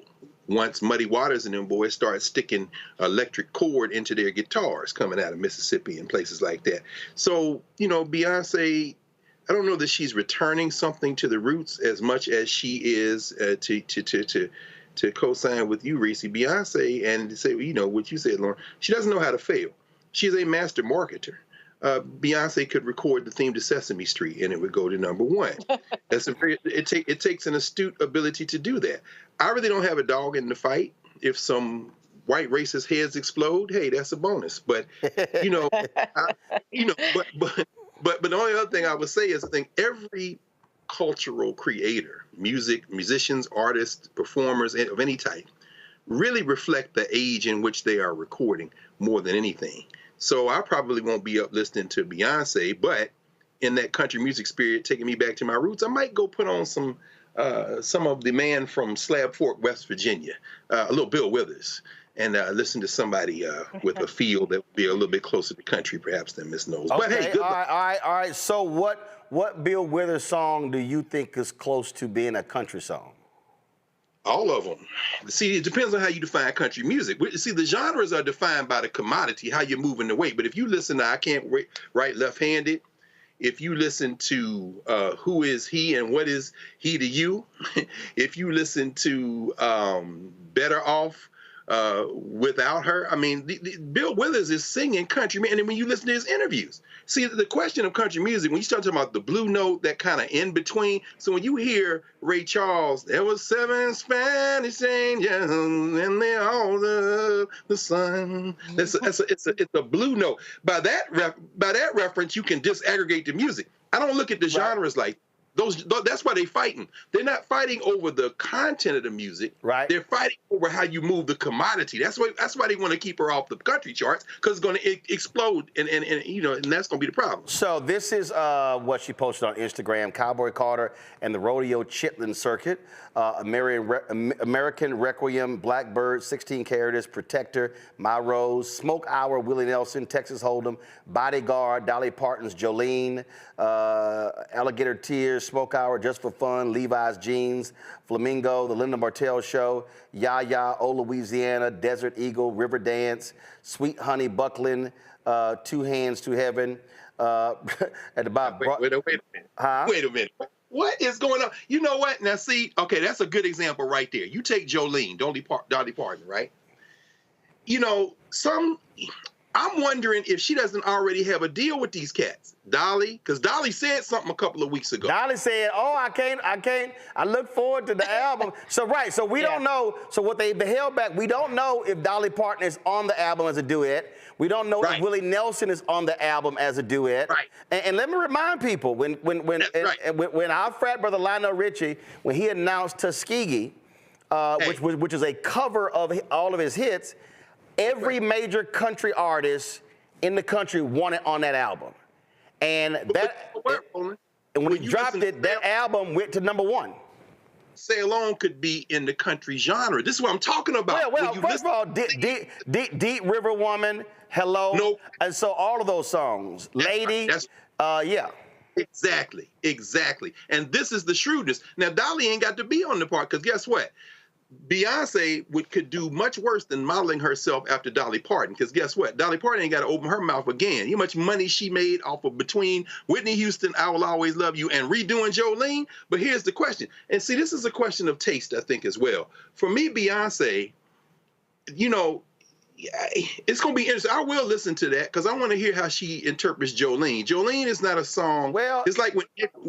What do you say? Well, but here's the deal, though, because I want people to study this cover. I just saw something I was kind of like interesting. All right, so come on, go to my iPad. Look at these photos right here. Okay, you see the photo right now? Y'all see? She says Rodeo Chitlin Circuit.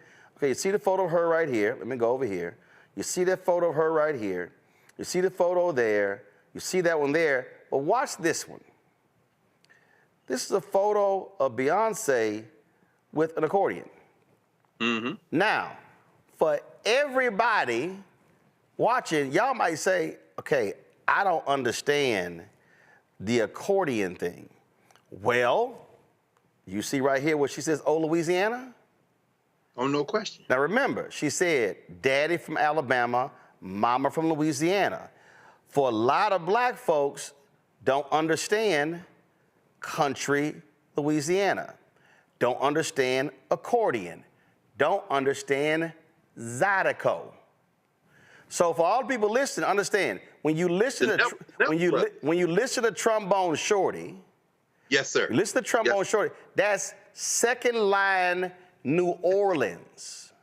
Yes, sir. That's second line New Orleans. I need to help some of y'all who don't understand what the hell I'm talking about, okay? My grandparents, maternal grandparents, they migrated from Opelousas, Louisiana to Houston. I grew up Catholic church. Nearly every black Catholic church had Zydeco's. Zydeco music is actually from the country in Louisiana. And so when you see this accordion, when you see this with Beyonce, what you see is that is an ode to country black people. So when you talk about the music, matter of fact, I'm gonna play this. Now, YouTube might ban us. So guys, put the panel back up. So here's the deal. So again, I have a country list. So there was this sister, her name was Maya B Music. She did this here. Turn the audio up. This is called Country Party. This is for all the country people. This is your girl Maya B Music. And we finna party down in the country, baby. Now, I need everybody to listen. This is a combination of Southern Soul, R&B, blues, but it's called country music.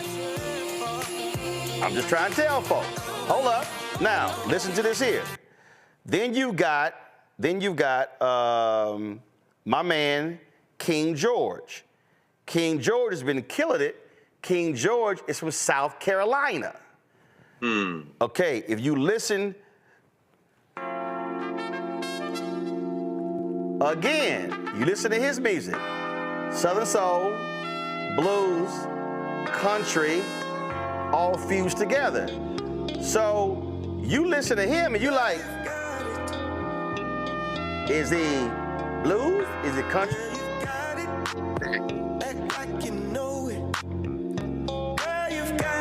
Look at Reese. Reese like.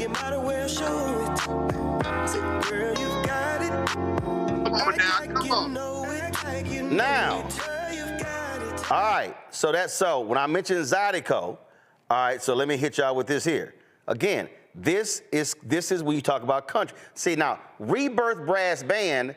That's at second line New Orleans. This is that. 1, 2, 3, go! All right, that's New Orleans. Okay. Clifton Chenier, this is Zydeco Country.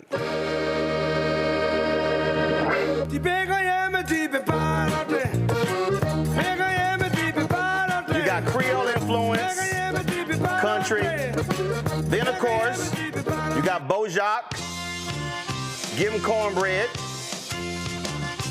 So again, you're talking about, and I'm gonna play this last one. This is Buckwheat Zydeco. We talk about the accordion, that's what he played.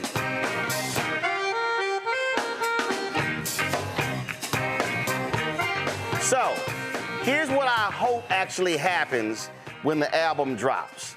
What I really hope happens, Greg, is that it's gonna force writers to have to confront the Black experience and the history of our people when it comes to all these genres, and it's gonna force some other folk to have to recognize, whether it's Linda Martell, whether it's others, the role that we played. And so that's what I hope stories done, other things happen. And then I hope there are Black people who go, damn, we did all that? Yes. We didn't just do Motown, didn't just do Philadelphia Sound, didn't just do, Chuck Berry, Little Richard, Count Basie, Duke Ellington, Fats Domino. At the reality of Black people, we in everybody's music, because it's ours. We already know that. No, we don't. We already know that we dominate. We know that we dominate music better than anybody in this world. I'm with Reese. I don't need this to be a civil rights moment. No, Lauren, no. Lauren, you missed what I said. And that's it. No, Lauren, you missed what I said. No, I didn't. Yes, you did. No, you said they. You said they. A lot of us don't know our history. A whole lot of us. We know we dominate in music. No, Lauren, no. A lot of us dominate don't. Music. No. We think we dominate R&B and hip hop. A lot of us do not know our own history. And I've seen. You think those regions too? I mean, like. Oh no. Oh, when you talk about regions, when you go around this country, if you talk about, you take go-go. They know go-go on the East Coast. They know go-go if you're talking about southeastern Atlanta, because cats who came from the D.C. area to go to school there. But the reality is, you go deeper, they don't know go-go. You take New Orleans bounce, that's going to go west to Houston. It's going to go east to Mississippi to Florida, not necessarily other places. So when Big Freedia came out, they were like, in fact, when Beyonce put Big Freedia on her album, they were like, what the hell is bounce? So, and hell, all these Black folks talk about the Atlanta sound. Ain't no Atlanta sound without Luke in Miami. They told. See, Doc, I'm telling you. So when you talk about screw tapes in Houston, you talk about that sound. Then when you talk about Louisiana, second line Zydeco, then you talk about New Orleans bounce, then you talk about that Miami sound, then you go the Atlanta sound, then you go, all of that is us. Hell, house music House Music Chicago. Yeah, they knew other parts, but depending on where you're from, I'm saying what I am hopeful is that out of the people playing the music, doing the stories, I am hopeful that our people also have a better understanding of how we have created so many unique sounds that hit everybody, especially in country, and not just Charlie Pride and Darius Rucker. No question. I mean, it's funny though, cultures aren't static. I mean, as you were talking and you talk about Houston, you know what it made me think about? Slim Thug, Paul Wall, Big Pokey, still tipping on fofos with that violin kind of in the back. You talking about James Prince, like you say, DJ Clue, and you think about it, you say that you see that black music. It isn't country, it isn't R&B, it isn't soul. You could make an argument for what becomes of the lonely hearted when he starts. In other words, the genres explode when you start talking about black people because, as Lauren said, the popularity of our music is grounded in how we approach sound. Right. It's not on the platonic scale. And so when you hear that hip hop coming out of Houston, that third coast hip hop, you can absolutely say, you can hear the country. And them Negroes is talking like, I'm like, these some country Negroes. They've destroyed the genre. So when Lil Nas X comes up and they're like, well, I'm gonna take my old town road, it drove them white people crazy because they can't. No, we will take any song and flip it. So make your point, man. That's right.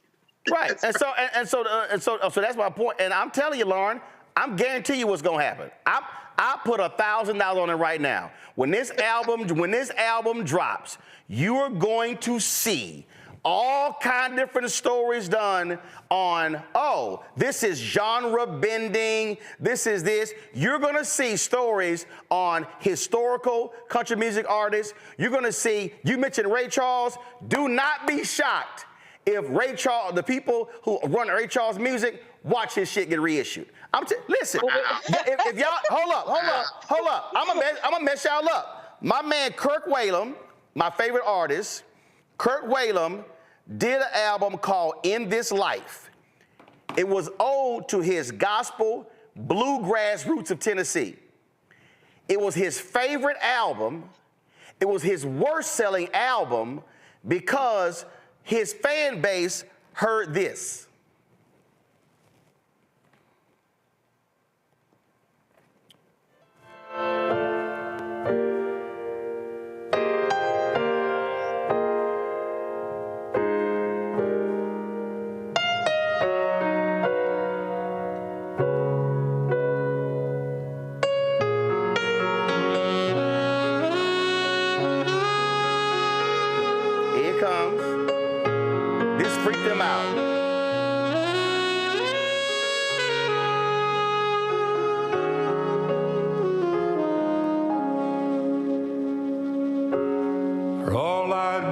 Within this life,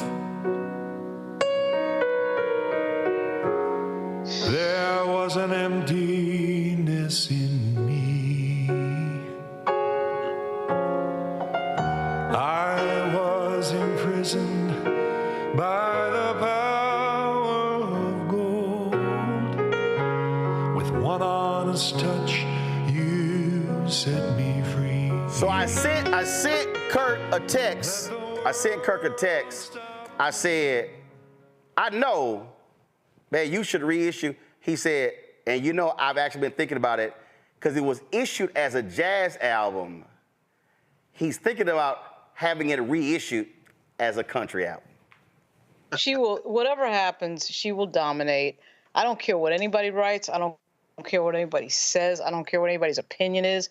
We dominate this art like crazy. We've created four genres, right? Hip hop, rap, trap, jazz, blues, and of course blues is rock and roll.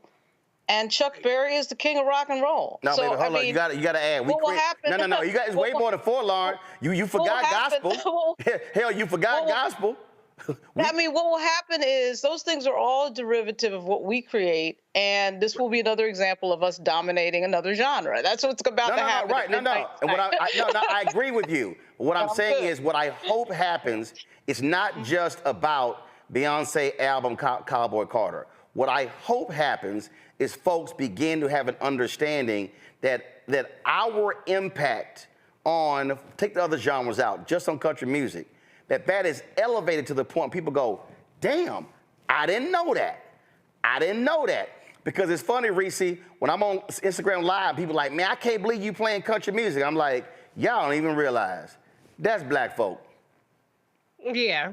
Well, I think certainly there's going to be 1,000,001 think pieces deconstructing the album, just like there was about the cover and the flag and all that kind of stuff. And so I'm interested in the educational aspect of it because I'll be honest, it's not a genre that I've researched at all. So I will be looking to see those nuggets and that creative genius that she has displayed on prior albums.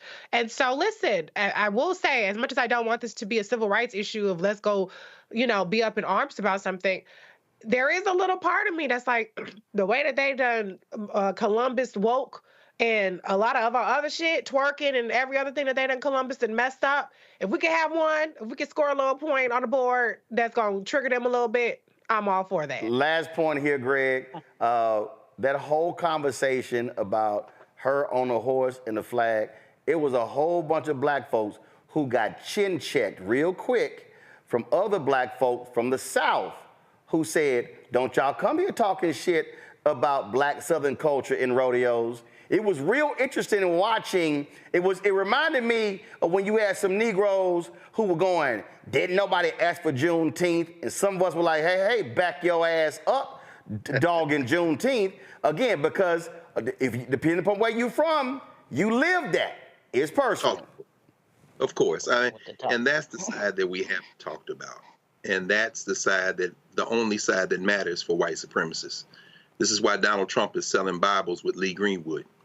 And that is the political nature of this. I mean, as I said, having grown up in Nashville, the fight isn't necessarily over the music, because you have all those studio musicians in places like Muscle Shoals, Alabama, where but what I'm saying is, white boys played on Aretha's hits. No question. That whole factory. But the problem we have isn't the music. It's the politics. See, when Leonard Skinner, Rodney Van Zant to the day he died, he said, we're not with the Confederates. Yeah, but you got a big-ass Confederate battle flag on your stage. So when you start talking about Skinner, you start talking about, these are bands that we all grew up listening to. We in high school, somebody said, Freebird. And then you realize the racists embrace that music. Beyonce can never climb that mountain. None of us can. It isn't the music. Right. It's the politics. So you're right, Reese.